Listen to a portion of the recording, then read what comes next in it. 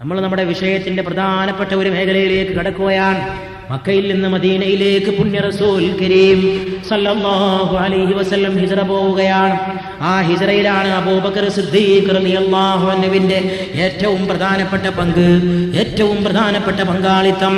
മക്കയിലെ ജീവിതം പൊറുതിമുട്ടിയപ്പോൾ, ഞാൻ വളരെ ചുരുക്കിയിട്ട് പറയാണ്, മക്കയിലെ ജീവിതം വളരെ വിഷമിച്ച് പാടുപെട്ടപ്പോൾ റസൂലുള്ളാഹി സ്വല്ലല്ലാഹു അലൈഹി വസല്ലമയുടെ പുണ്യമാക്കപ്പെട്ട ജീവൻ കവർന്നെടുക്കാനുള്ള ഗൂഢാലോചന പോലും ശത്രുക്കൾ നടത്തിയപ്പോൾ അള്ളാഹു അനുമതി നൽകിയ റസൂലേ, നിങ്ങൾ മക്കയിൽ നിന്ന് മദീനയിലേക്ക് പോവുക, ഹിജ്റ പോവുക.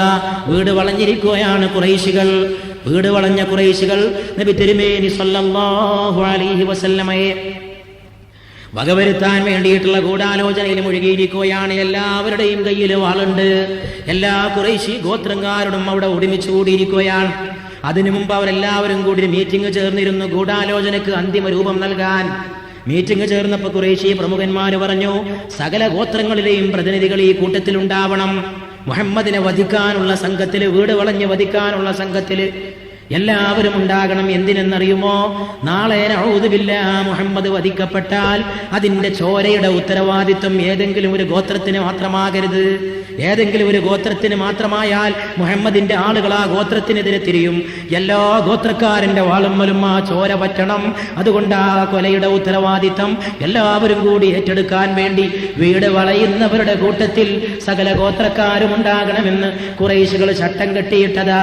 ആ വീട് വളഞ്ഞ സന്ദർഭത്തിൽ അതാ അത്ഭുതകരമായ ഒരു സംഭവം അരങ്ങേറുകയാണ്. അലി റളിയല്ലാഹു അൻഹുവിനെ വിളിച്ചുകൊണ്ട് മുഹമ്മദ് മുസ്തഫ സല്ലല്ലാഹു അലൈഹി വസല്ലം പറയുകയാണ്, അലി, നിങ്ങൾ എന്റെ വിരിപ്പിൽ ഉറങ്ങണം, നിങ്ങൾ എന്റെ വിരിപ്പിൽ ഉറങ്ങണം, പുതപ്പിട്ടുറങ്ങണം. അലിയേ, അലിയുടെ ധൈര്യം എത്ര വലുതാണ്, അലി എത്ര വലിയ പുലിയാണ്. ലാ ഫതാ ഇല്ലാ അലി വലാ സൈഫ ഇല്ലാ ദുൽഫുഖാർ. അലിയല്ലാത്തൊരു പോരാളിയില്ല. അലിയെക്കുറിച്ച് പറയാൻ കഴിഞ്ഞില്ല എന്നുള്ള വലിയൊരു വിഷമമുണ്ട് എനിക്ക്. അലിയെക്കുറിച്ചൊരു വിഷയം നമ്മൾ നാളേക്ക് നിശ്ചയിച്ചിരുന്നു. സമയം കിട്ടുമെന്ന് എനിക്കറിയില്ല, കഴിഞ്ഞാൽ പറയാം, അല്ലെങ്കിൽ മറ്റൊരവസരത്തിൽ പറയാം. ആ പരാക്രമി, ആ പണ്ഡിതൻ, ആ കവി, ആ ചിന്തകൻ, എല്ലാ ഗുണങ്ങളും അടങ്ങിയ ഫാത്തിമാന്റെ പൊന്നോമന ഭർത്താവായ റസൂലുള്ളാഹിന്റെ ജമാതാവായ അലിയാർ തങ്ങൾ, ഹസൻ ഹുസൈനാരുടെ പിതാവായ അലിയാർ തങ്ങൾ കർബലയുടെ അംഗക്കളരിയിൽ ചോര കൊടുത്ത് ദീനിനെ വളർത്തിയെടുത്ത ഹുസൈന്റെ പിതാവായ അലി ഇബ്നു അബീ താലിബ്, ഇമാമുൽ മശാരിഖ് വൽ മഗാരിബ്, സയ്യിദുനാ അലി ഇബ്നു അബീ താലിബ്, അലി റളിയല്ലാഹു തആല അൻഹു വദാ വിരിപ്പിൽ കിടന്നുറങ്ങുകയാണ്. ആ അവസരത്തിൽ അല്ലാഹുവിന്റെ റസൂൽ ഇപ്പോ വീട് വിട്ടിറങ്ങണം. എങ്ങനെ ഇറങ്ങണം? ശത്രുക്കൾ വളഞ്ഞിരിക്കുകയാണ്, എല്ലാവരും വളഞ്ഞിരിക്കുകയാണ്. കൊല്ലണം, കൊല്ലണം. ചോര മണക്കുന്ന ശത്രുക്കൾ വന്ന് നിൽക്കുകയാണ്, ഒരുങ്ങി നിൽക്കുകയാണ്. ആ സമയത്തും അലിയെ വിരിപ്പിൽ കിടത്തുന്ന നേരത്തും അല്ലാഹുവിന്റെ റസൂൽ അലിയെ വിളിച്ചുകൊണ്ട് ഒരു കിഴി കയ്യിൽ ഏൽപ്പിച്ചു കൊടുക്കുകയാണ്. അലി റളിയല്ലാഹു അൻഹു ആ കിഴി കയ്യിൽ വാങ്ങിക്കൊണ്ട് ചോദിച്ചു, യാ റസൂലല്ലാഹ്, എന്താണ് ഈ കിഴി? ആരുടേതാണ് ഈ കിഴി? ആർക്കാണ് ഈ കിഴി? അല്ലാഹുവിന്റെ റസൂല് പറഞ്ഞു, ഇത് മക്കയിലെ ആളുകൾ എന്റെ കയ്യിൽ സൂക്ഷിക്കാൻ ഏൽപ്പിച്ച അമാനത്താണ്, അവരുടെ സംഖ്യയാണ്, അവരേൽപ്പിച്ച സ്വത്താണ്, അതവർക്ക് തിരിച്ചു കൊടുക്കണമെന്ന്. അലിയേ, ഞാൻ നിങ്ങളെ വരവേൽപ്പിക്കുകയാണ്. ഞാൻ എന്റെ നാട് വിടുകയാണ്. ജനിച്ച വീടേ വിട, ജനിച്ച നാടേ വിട. ജീവിക്കാൻ അനുവദിക്കാത്തതിന്റെ പേരിൽ, ശത്രുക്കളെ ജീവിക്കാൻ അനുവദിക്കാത്തതിന്റെ പേരിൽ, ലോകത്തെ നന്നാക്കാൻ വന്ന പ്രവാചകന് സ്വന്തം നാട്ടിൽ ജീവിക്കാൻ കഴിയില്ലെന്ന ഗതി വന്നതിനെ കുറിച്ച് എന്റെ സഹോദരങ്ങളെ ഒരു നിമിഷം ആലോചിക്കുക. ലോകത്തിന്റെ പുണ്യമായ പൂമാന്, ലോകത്തിന്റെ ഉടമസ്ഥനായ നായകന് സ്വന്തം വീട് അന്യമാണ്, സ്വന്തം നാട് അന്യമാണ്. അങ്ങ് മക്കയിൽ നിന്ന് മദീനയിലേക്ക് പറക്കണം, അങ്ങയുടെ കൂടെ സിദ്ദീഖ് ഒരുങ്ങി വരണം, അങ്ങ് ഹിജ്റ തീർക്കണം, മദീനയിലേക്ക് ഇത് പരക്കണം, അങ്ങനെ ലോകത്ത് മുഴുവൻ പരക്കണം. ഹുവല്ലദീ അർസല റസൂലഹു ബിൽഹുദാ വദീനിൽ ഹഖ് ലിയുദ്ഹിറഹു അലദ്ദീനി കുല്ലി വലൗ കരിഹൽ മുശ്രികൂൻ.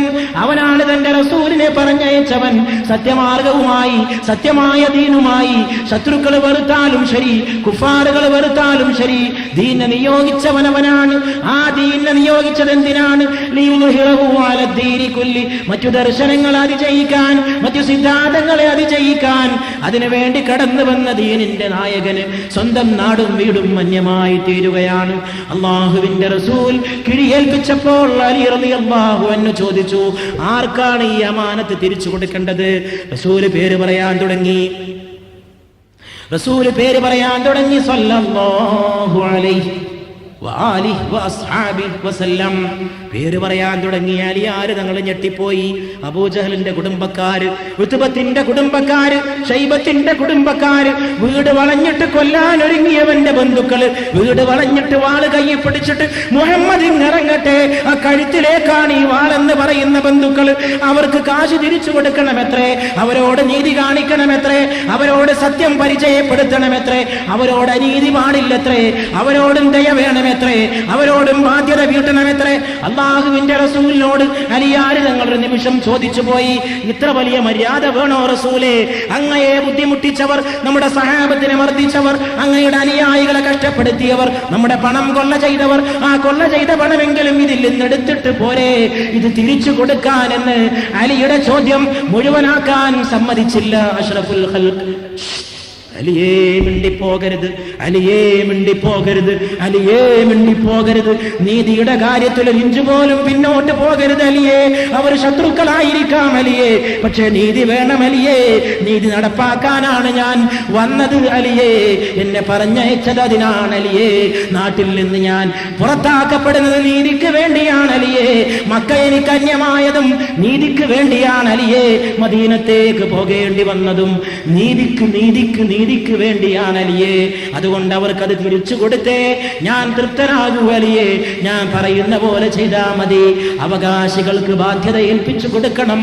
അതിനുവേണ്ടി ഈ സംഖ്യ അവർക്ക് തിരിച്ചേൽപ്പിച്ചു കൊടുക്കണമെന്ന് അലി ഹൈദറുൽ കറാർ റളിയല്ലാഹു തആല അൻഹുവിനെ ഏൽപ്പിച്ചുകൊണ്ട് അല്ലാഹുവിന്റെ റസൂല് വീട് വിട്ടിറങ്ങുകയാണ്. വീട് വിട്ടിറങ്ങണം. എങ്ങനെ ഇറങ്ങണം? വീട് വളഞ്ഞവർക്കിടയിലൂടെ എങ്ങനെ ഇറങ്ങണം? വാളും പിടിച്ചുകൊണ്ട് നിൽക്കുന്നവർക്കിടയിലൂടെ എങ്ങനെ ഇറങ്ങണം? നേരത്തെ പറഞ്ഞ ഭാഗത്തേക്ക് നമ്മൾക്ക് ഒരുങ്ങിപ്പോകാം. അവൻ ഒറ്റ നോക്കുന്നുണ്ടല്ലോ അർശിൽ നിന്ന്. അവന്റെ കണ്ണെത്താത്ത ദിക്കില്ലല്ലോ. അവന്റെ റസൂലിനെ കാക്കാൻ അവൻ അറിയില്ലേ? അവന്റെ ഹബീബിനെ പറഞ്ഞയച്ചത് അവൻ അറിയില്ലേ? അവന്റെ ഖുർആൻ ഇറക്കി കൊടുത്തത് അവൻ അറിയില്ലേ? മലക്കിനെ പറഞ്ഞയച്ചത് അവനാണ്. ജിബ്രീലേ പോവുക, എന്റെ ഹബീബിന്റെ അടുക്കലേക്ക് പോവുക, എന്റെ ഹബീബിനെ ഓതി കേൾപ്പിക്കുക ജിബ്രീലേ. അവൻ നോക്കുകയാണ്. അവൻ കോപിച്ചാൽ പിന്നെ ചാമ്പലാണല്ല, അവൻ സ്നേഹിച്ചാൽ പിന്നെ നിധിയാണെല്ലാം. അതുകൊണ്ട് അവന്റെ സ്നേഹമാണ്, അവന്റെ കോപമാണ് അല്ലാഹു ഉറ്റു നോക്കുകയാണ്. ഇന്നല്ലാഹ വ മലായികതഹു യുസല്ലൂന അലൻ നബി. അവനും അവന്റെ മലക്കുകളും ഈ നബിക്ക് സലാത്ത് ചൊല്ലുന്നുവെന്ന് അവൻ അറിയിച്ചു കൊടുത്ത നബിയാണ്. അവൻ അറിയിച്ചു കൊടുത്ത നബിയാണ്. അവൻ അറിയിച്ചു കൊടുത്ത നബിയാണ്. ബദറിൽ നിന്നുകൊണ്ട് ഈ നബി പ്രാർത്ഥിച്ചതാണ്, റബ്ബേ ഈ സംഘത്തെ തോൽപ്പിക്കരുത് റബ്ബേ, ഈ സംഘത്തെ തോൽപ്പിക്കരുത് റബ്ബേ. ഇഖ്ബാലിന്റെ ഭാഷയിൽ പറഞ്ഞാൽ നബിയുടെ ദുആക്ക് ആമീൻ ചൊല്ലിയതെന്ന് വാളുകളാണ്.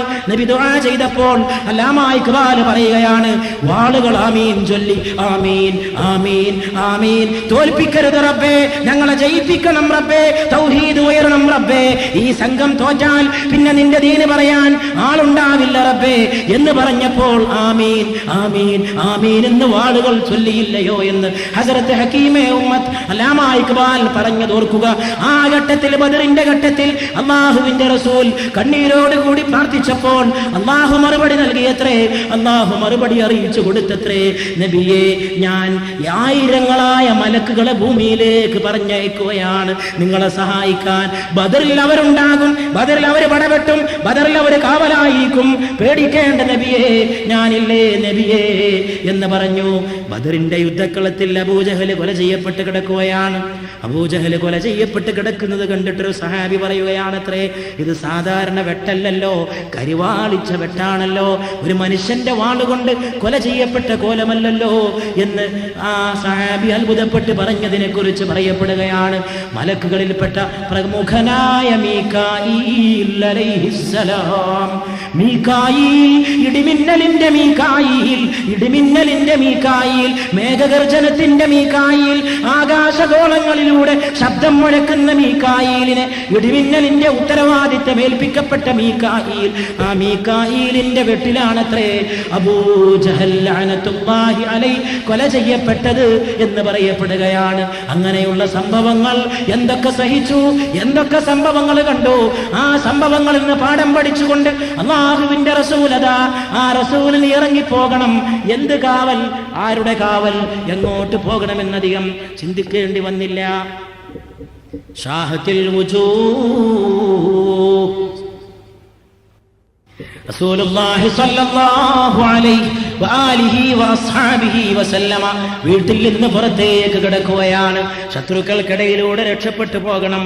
അതാ കുനിയുന്നു, നബി കുനിയുകയാണ്. അല്ലാഹുവിന്റെ ഭൂമിയിൽ നിന്നൊരു പിടി മണ്ണ്, വെറും ഒരു പിടി മണ്ണ്, ശത്രുക്കളെ മുഴുവൻ തരണം ചെയ്യാൻ, വലിയ വലിയ കൊലക്കൊമ്പന്മാരെ മുട്ടുകുത്തിക്കാൻ, വാളുകളെ തകർക്കാൻ ആയുധമില്ല, പരിചയില്ല, അമ്പില്ല, പീരങ്കിയില്ല, ഒരു പിടി മണ്ണ്, റബ്ബിന്റെ ഭൂമിയിലെ ഒരു പിടി മണ്ണ്.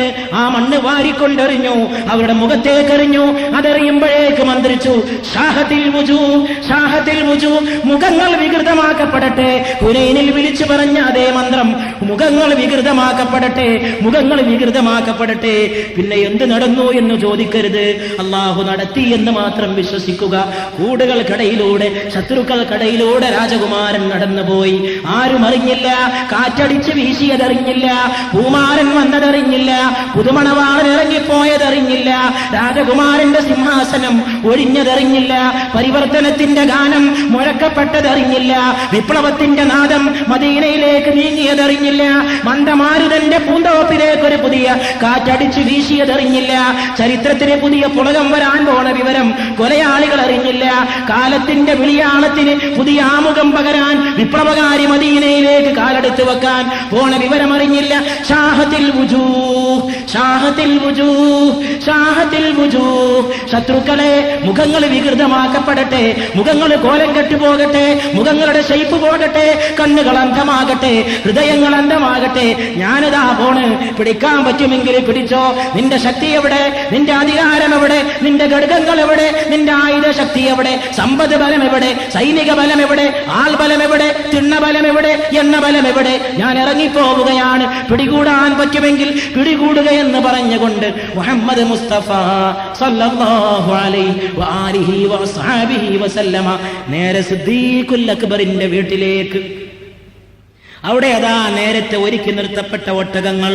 രാത്രിയുടെ ഏകാന്തത, മരുഭൂമി തണുത്ത് കിടക്കുകയാണ്, കുളമ്പടികൾ മുഴങ്ങുകയാണ്, ഒട്ടകം മടിവെക്കുകയാണ്, മൂന്നാളുകളെ ഉത്തരവാദിത്തം ഏൽപ്പിക്കുകയാണ്. അവിടെയും സിദ്ദീഖ് നബി കയറിയിട്ടേ ഉള്ളൂ. ഹിജറയുടെ ഉത്തരവാദിത്തം മുഴുവൻ സിദ്ദീഖിന്. മൂന്നാളെ ഏൽപ്പിച്ചു, മക്കളെ ഞങ്ങൾ ഹിജറ പോവുകയാണ്, ഞാൻ റസൂലിന്റെ കൂടെ നാടുവിടുകയാണ്. മൂന്നാളെ ഏൽപ്പിച്ചു. ഒന്ന് മൂത്ത മകളായ അസ്മാ ബീവിയെ നോക്കണം. ഹിജറയുടെ ഏറ്റവും പ്രധാനപ്പെട്ട റോള് വഹിച്ചത് ഒരു സഹോദരിയാണ്, ഒരു പെൺകുട്ടിയാണ്. സിദ്ദീഖിന്റെ മൂത്ത മകളായ ആയിഷ ബീവിയുടെ ജ്യേഷ്ഠത്തിയായ ഹസ്രത്ത് അസ്മാ റളിയല്ലാഹു തആല അൻഹാ.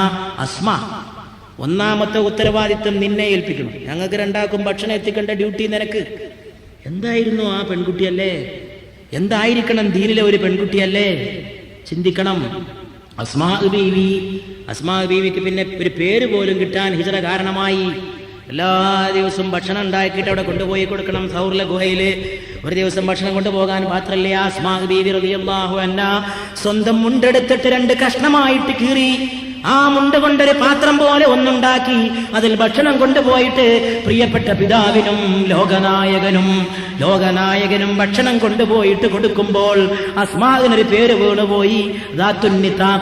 രണ്ട് മുണ്ടണിഞ്ഞവളെ ഹിജറയിൽ പേര് കിട്ടിപ്പോയി. സിദ്ദീഖിന്റെ ഒരു മകൾക്ക് അസ്മാ ബീവി വാഴ്ത്തപ്പെട്ടു പോയി.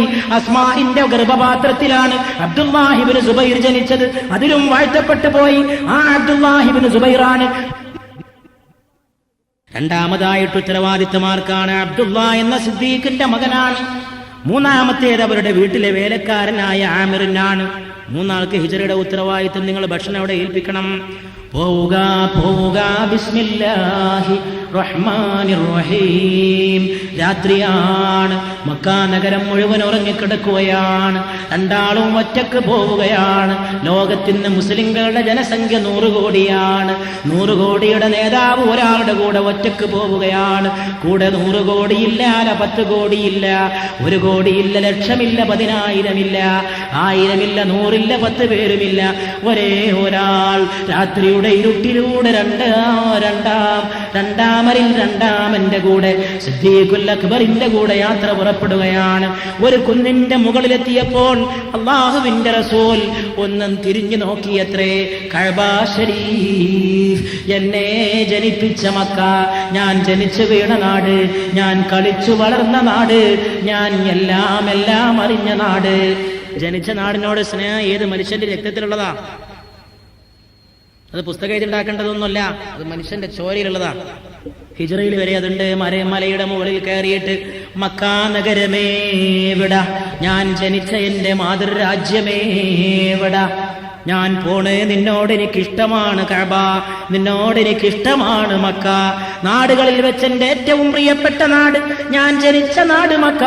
പക്ഷേ പോകാതിരിക്കാൻ നിർവാഹമില്ല മക്ക. ഞാൻ എന്റെ ആദർശത്തിന്, ദീനിന് വേണ്ടി മദീനക്ക് പോകാൻ ഞാൻ ബാധ്യസ്ഥനാണ്. അതുകൊണ്ട് ഞാൻ പോവുകയാണ് മക്ക നഗരമേ വിട. കുട്ടിക്കാലം ഓർക്കാത്തവരുണ്ടോ? ഗൾഫിലെത്തിയിട്ട് നാട്ടിലേക്ക് വരുമ്പോൾ വിമാനം കരിപ്പൂരിൽ ഇറങ്ങുമ്പോഴേക്ക്, മലപ്പുറത്തിന്റെ തെങ്ങിന്റെ തല കാണുമ്പോഴേക്ക് ഗൾഫിലെ സഹോദരന്റെ ഹൃദയം തുടികൊട്ടുകയാണ്. പറന്ന നാടേ, എന്തുണ്ടായിട്ടെന്താ കാര്യം? നാട്ടിലെ കഞ്ഞി, നാട്ടിലെ ഉമ്മ വിളമ്പിത്തരുന്ന ചമ്മന്തി, നാട്ടിലെ ഓമന മക്കളുടെ കളിച്ചിരി, നാട്ടിലെ മദ്രസ, നാട്ടിലെ പള്ളി, നാട്ടിലെ ചുറ്റുപാട്, നാട്ടിലെ ഗ്രാമത്തിലെ അങ്ങാടിക്കവല, അവിടുത്തെ മയമാക്കാന്റെ ചായമക്കാൻ, അത് അബുദാബിയിൽ എവിടെ കിട്ടാൻ, അത് അമേരിക്കയിൽ എവിടെ കിട്ടാൻ, അത് ബോംബെയിൽ പോലും എവിടെ കിട്ടാൻ? പറന്ന നാടേ, എന്റെ പറന്ന നാടേ, എന്റെ കുഞ്ഞുകാലം ഞാൻ ചെലവഴിച്ചത് ദൗലത്ത് ബിലേലോ, യശോഹറത്ത് ബിലേലോ, ദൗലത്ത് ബിലേലോ, യശോഹറത്ത് ബിലേലോ, ഭലേ ചീൻ ലോ മുझसे मेरी जवानी, मगर मुझको लौटा दो बचपन का सावन, वो कागज की कश्ती, वो बारिश का पानी. എന്റെ സമ്പത്ത് കൊണ്ടുപോയിക്കോ, എന്റെ സൽപ്പേര് കൊണ്ടുപോയിക്കോ, എന്റെ പണം കൊണ്ടുപോയിക്കോ, എന്റെ പ്രശസ്തി കൊണ്ടുപോയിക്കോ, പകരം എനിക്ക് തിരിച്ചു തരുമോ എന്റെ കുഞ്ഞുനാളിലെ കടലാസ് തോണി? മഴ വരുമ്പോൾ എന്റെ വീട്ടിന്റെ അടുക്കളയുടെ അകത്തൂടെ ഒഴുകിപ്പോകുന്ന ഇടവഴി വെള്ളത്തിൽ ഞാൻ ഇറക്കാറുണ്ടായിരുന്ന കടലാസ് തോണി, എന്റെ കൂടെ കളിച്ച എന്റെ കൂട്ടുകാരൻ, അതെനിക്ക് തിരിച്ചു തരുമോ? കാഗസ് കി കഷ്ടി, ആ കടലാസിന്റെ തോണി, വബാരിശിൽ കപാനി, അതിറക്കുന്ന മഴവെള്ളം, അതെനിക്ക് തിരിച്ചു നൽകുമെങ്കിൽ പണം നീ എടുത്തോ, എന്റെ സമ്പത്ത് കൊണ്ടുപോയിക്കോ, എന്റെ പ്രശസ്തി കൊണ്ടുപോയിക്കോ എന്നൊരു കവി പാടിയ പോലെ കുഞ്ഞുനാളുകളും മാതൃരാജ്യവും ഓർക്കാത്തവരാരുണ്ട് മനുഷ്യർക്കിടയിൽ? അല്ലാഹുവിന്റെ റസൂൽ കഅബക്ക് നേരെ നോക്കിയിട്ട് പറഞ്ഞു, വട കഅബ ശരീഫ്, വട കഅബ ശരീഫ്, വട മക്ക ശരീഫ്. മദീനയിലേക്ക് യാത്രയായി. രണ്ടാളും സൗർ ഗുഹയിലെത്തി. സിദ്ദീഖേ, നിങ്ങൾ സൗർ ഗുഹയിൽ എന്റെ കൂട്ടുകാരനാണ്, നാളെ ഹൗദുൽ കൗസറിലും നിങ്ങൾ എന്റെ കൂട്ടുകാരനാണ് എന്ന് പറഞ്ഞ സൗർ ഗുഹയിലെത്തി. രണ്ടാളും അവിടെ ഇരുന്നു. ഖുർആൻ ആ സംഭവത്തെ കുറിച്ച് പറഞ്ഞു. ഖുർആൻ ഏതെങ്കിലും ഒരു സഹാബിയെ ഉദ്ദേശിച്ചുകൊണ്ട് ഒരു ആയത്ത് ഇറക്കിയിട്ടുണ്ടെങ്കിൽ അത് സിദ്ദീഖുൽ അക്ബറിനെയാണ് പ്രധാനമായിട്ട് ഉദ്ദേശിച്ചത്. വാഴ്ത്തി പറയാൻ, ഗുഹയിലെ രണ്ടാളിൽ രണ്ടാമൻ, ഇത് യഖൂലു ലി സാഹിബി, തന്റെ കൂടെയുള്ളവനോട് പറയുന്ന നേരം, ലാ തഹ്സൻ ഇന്നല്ലാഹ മഅനാ, വ്യസനിക്കേണ്ട, അള്ളാഹു നമ്മോടൊപ്പമുണ്ട്. സൗർ ഗുഹയിൽ അവരെത്തി. പാമ്പുകളോടുന്ന ഗുഹയാണ്, പ്രാവുകൾ പാർക്കുന്ന ഗുഹയാണ്, എട്ടുകാലി വല വെക്കുന്ന ഗുഹയാണ്. അതിലാണ് പോയിട്ട് പാർക്കേണ്ടത്. 3 രാത്രിയാണ് സൗർ ഗുഹയിൽ പാർത്തത്, 3 രാത്രി. സിദ്ദീഖുൽ അക്ബർ ഗുഹയുടെ വക്കത്തെത്തിയപ്പോ പറഞ്ഞു, അല്ലാഹുവിന്റെ റസൂലേ ഒന്ന് നിൽക്കണം. എന്താ സിദ്ദീഖേ? ആദ്യം ഞാൻ കയറാം, ആദ്യം ഞാൻ കയറിയിട്ട് അപകടം വല്ലതുമുണ്ടോ എന്ന് പരിശോധിച്ചിട്ട് പുറത്തിറങ്ങിയിട്ട് അങ്ങ് കയറിയാൽ മതി. ഗുഹയിൽ ഞാൻ കയറിയിട്ട് ഗുഹ ഒന്ന് പരിശോധിക്കട്ടെ. സിദ്ദീഖ് ഗുഹയൊക്കെ കയറി പരിശോധിച്ച ശേഷം പറയുന്നു, വന്നാലും കുനിഞ്ഞു കടന്നാലും രാജകുമാരന് പാർക്കാൻ ഗുഹയാണ്. കിസ്രയുടെയും കൈസറിന്റെയും രാജാക്കന്മാർ സിംഹാസനത്തിൽ ഉറങ്ങുമ്പോൾ അല്ലാഹു എന്ന ലോകരാജാവിന്റെ പ്രിയപ്പെട്ട ദൂതനായ രാജകുമാരൻ ഗുഹക്കകത്ത് പാർക്കണമെത്രേ. ഇരുട്ടുള്ള ഗുഹയിൽ 3 രാത്രി കഴിഞ്ഞ് കൂടണമെത്രേ. അവിടെ സിദ്ദീഖിന്റെ മടിയിൽ തല ചായ്ക്കണമെത്രേ. മെല്ലെ ഒന്ന് മയങ്ങിപ്പോയി ഉറക്കിൽ, മെല്ലെ ഒന്ന് മയങ്ങിപ്പോയി അല്ലാഹുവിന്റെ റസൂൽ. പാമ്പിനറിയില്ലല്ലോ ഗുഹക്കകത്ത് പാമ്പുണ്ട്, സൗർ ഗുഹയിൽ പാമ്പുണ്ട്.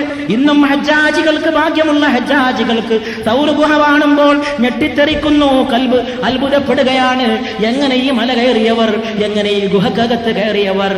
ഈ ദീനിന്റെ ഒരു സുഖവും ഒരു സൗന്ദര്യവും ഒരു സത്യസന്ധതയല്ലേ? ഇതൊക്കെ ഉണ്ടല്ലോ ഒന്നും ഭൂമിയിലല്ലേ? ഇത് പഴങ്കഥയല്ലല്ലോ, ഐതിഹ്യമല്ലല്ലോ. ആദ്യം വഹയി വന്ന മലയുണ്ട്, ഗുഹയുണ്ട്. ഇന്നും ജബലുർ റഹ്മയിലെ ഹിറാ ഗുഹ, ഹജ്ജിന് പോയിരുന്ന മലയുണ്ടെന്നും മലയുടെ ഗുഹയുണ്ടെന്ന് സൗർ ഗുഹ. ജനിച്ച നാടുണ്ടെന്ന്, ജനിച്ച വീടിന്റെ സ്ഥലം വരെ ഉണ്ടെന്നും ഇപ്പോഴും മക്കത്ത്. വഫാത്തായ സ്ഥലമുണ്ട്, ആയിഷാ ബീവിയുടെ വീട്ടിൽ അവിടെ റൗദാ ഷരീഫ് ഉണ്ട്. എങ്ങനെ ഇതിനൊക്കെ നിഷേധിക്കുക? എങ്ങനെ ഇതിനൊക്കെ തള്ളിക്കളയുക? അങ്ങനെയൊക്കെ ഉണ്ടായിട്ടും എങ്ങനെ ഇതിനൊക്കെ തെറ്റിയിട്ടൊരു മനുഷ്യൻ ഈ ഭൂമിയിൽ ജീവിക്കുക? എല്ലാം കണ്ണിന്റെ മുമ്പിൽ സത്യങ്ങളായിട്ട് നിലകൊള്ളുകയാണ്. ആ സൗർ ഗുഹയിൽ 2 ആളും കിടന്നിട്ട് സിദ്ദീഖിന്റെ മടിയിൽ അല്ലാഹുവിന്റെ റസൂൽ തലചായ്ച്ച് കിടക്കുകയാണ്. തലചായ്ച്ച് കിടക്കുന്ന നേരത്ത് പാമ്പ് വന്നിട്ട് സിദ്ദീഖിന്റെ കാലിൽ കൊത്തി. വേദന കൊണ്ട് സിദ്ദീഖ് പൊളയുകയാണ്. പക്ഷേ ആ വേദനയല്ല വലിയ വേദന. ഈ വേദന കൊണ്ട് ശരീരം ഇളകുമ്പോൾ മടിയിൽ കിടക്കുന്ന രാജകുമാരൻ ഉണരുമോ? സയ്യിദുൽ കൗനൈൻ, സയ്യിദുൽ കൗനൈൻ, സയ്യിദുൽ കൗനൈൻ, ലോകങ്ങളുടെ നായക, മടിയിൽ കിടക്കുന്ന നായക, ഉണരല്ല നായക. എന്റെ വേദന കൊണ്ട് ഞാൻ എന്റെ ശരീരം ഇളക്കുമ്പോൾ ഉറക്കിൽ നിന്ന് വരുതരുതേ നായക, ഉറങ്ങിക്കളയണേ നായക. എന്റെ കണ്ണീരങ്ങയുടെ മേൽ ഇറ്റിപ്പോകാതിരിക്കണേ നായക. കണ്ണീരെങ്ങനെ വിറ്റാതിരിക്കാൻ? സിദ്ദീഖ് വേദന കൊണ്ട് പൊളയുകയാണ്. വിഷപ്പാമ്പ്, വിഷപ്പാമ്പ്. ആരുണ്ട് കാക്കാൻ? ആരുണ്ട് മരുന്നിനോടാൻ? ആരുണ്ട് കൂട്ടു നൽകാൻ? ആരുണ്ട് കൂട്ടുകാരൻ? ആരുമില്ല. ഗുഹയിൽ അല്ലാഹുവിന്റെ റസൂൽ കണ്ണുനീര് ഇറ്റിറ്റിറ്റ് അല്ലാഹുവിന്റെ റസൂലിന്റെ പൂമുഖത്തേക്കൊരിറ്റ് കണ്ണുനീര് തുള്ളി വീണപ്പോൾ സിദ്ദീഖിന്റെ മടിയിൽ കിടന്ന് ഉണർന്നുകൊണ്ട് ചോദിച്ചു, പ്രിയപ്പെട്ട സിദ്ദീഖ്, പ്രിയപ്പെട്ട അബൂബക്കർ, അങ്ങേക്കെന്ത് പറ്റി? അങ്ങേക്കെന്ത് പറ്റി? പാമ്പ് കടിച്ച വിവരം സിദ്ദീഖുൽ അക്ബർ പറയേണ്ട താമസം. അവിടുത്തെ വിശുദ്ധമായ ഉമിനീർ, അവിടുത്തെ വിശുദ്ധമായ ഉമിനീർ. സഹീഹ് ബുഖാരിയിലാ പറഞ്ഞത്. യുദ്ധം കൊടുമ്പിരിക്കൊള്ളുന്ന സമയത്ത് തോൽവി ഉറപ്പാവുന്നുള്ള ഘട്ടത്തിൽ സഹാബാക്കൾ ഒടുക്കത്തൊരു അടവുണ്ടായിരുന്നു. പറഞ്ഞാൽ ഇവിടെയുള്ള 10,000 വിശ്വസിക്കുന്നതിന് ഉറപ്പാണ്. സഹാബാക്കൾക്ക് ഒടുക്കത്തിലടവ്, യുദ്ധം തോൽക്കുന്ന കണ്ടാൽ വിഷമം ബേജാറും ഇങ്ങനെ വന്ന് നിൽക്കുന്ന സമയത്ത് എന്താണെന്നറിയോ? ഹബീബായ നബിയുടെ അടുക്കലേ കൂടിയിട്ട് ആ ശരീരം കെട്ടിപ്പിടിച്ചമർത്തിപ്പിടിക്കുക. അവിടുത്തെ പുണ്യമായ ശരീരത്തിൽ നിന്ന് വിയർപ്പൊഴുകുന്നുണ്ടെങ്കിൽ അത് നാവുകൊണ്ട് സഹാബത്ത് നക്കി കുടിക്കാറുണ്ടായിരുന്നുവെന്ന് സഹീഹ് ബുഖാരി. ഖുർആൻ കഴിഞ്ഞാൽ പിന്നെ ലോക മുസ്ലിമീങ്ങൾക്ക് ഏറ്റവും വിശ്വസ്തമായ ഒരു ഗ്രന്ഥമുണ്ടെങ്കിൽ അത് സഹീഹ് ബുഖാരി. ആ സഹീഹ് ബുഖാരിയിൽ റിപ്പോർട്ട് ചെയ്യപ്പെട്ട ഹദീസാണ്. ആ വിയർപ്പ് ആശ്വാസമാണ്, അത് സിദ്ധൌഷധമാണ്. അതിനെ വിയർപ്പ് എന്ന് വിളിക്കാൻ പാടില്ല. ഞാൻ വിളിക്കുന്നത് എനിക്ക് വേറെ ഭാഷ അറിയാത്തതുകൊണ്ടാണ്. അതിനെ വിയർപ്പ് എന്ന് ഞാൻ വിളിക്കുന്നത് എനിക്ക് വേറൊരു ഭാഷ പഠിപ്പിക്കാത്തതുകൊണ്ടാണ്. അള്ളാഹുവിന്റെ റസൂലിന്റെ ശരീരത്തിന് പൊടിയുന്ന സാധനത്തിന് വേറൊരു ഭാഷ അള്ളാഹ് എനിക്ക് പഠിപ്പിച്ചിരുന്നെങ്കിൽ ഞാനതിനെ മനുഷ്യന്റെ വിയർപ്പ് എന്ന് വിളിക്കൂലായിരുന്നു. പക്ഷെ വേറൊരു ഭാഷ അറിയാത്തതുകൊണ്ട് ഞാൻ വിയർപ്പ് എന്ന് പറയണം. ആ വിയർപ്പ് അതിനെ ബഹുമാനപ്പെട്ട സഹാബികൾ നാവുകൊണ്ട് നക്കി കുടിക്കാറുണ്ടായിരുന്നുവെന്ന് സഹീഹ് ബുഖാരി. റസൂലുള്ളാഹി സ്വല്ലല്ലാഹു അലൈഹി വആലിഹി വഅസ്ഹാബിഹി വസല്ലം. അപ്പോഴേക്ക് നമുക്ക് മക്കത്തേക്കൊന്ന് തിരിച്ചു പോകാം. അവിടെ ഇപ്പം എന്താ സ്ഥിതി? കൊല്ലാൻ വേണ്ടിയിട്ട് വീട് വളഞ്ഞിരിക്കല്ലേ? നേരം വെളുക്കട്ടെ എന്നും പറഞ്ഞിട്ട് കുറെ ആൾക്കാർ അവിടെ നിൽക്കുന്നുണ്ട്. നേരം വെളുത്തിട്ടില്ല, നേരം വെളുക്കൂല്ല. നേരം വെളുക്കാത്ത ആണല്ലോ ഈ കുഴപ്പം മുഴുവൻ. നേരം വെളുത്തിട്ടില്ല, അതന്നെയാണ് കുഴപ്പം.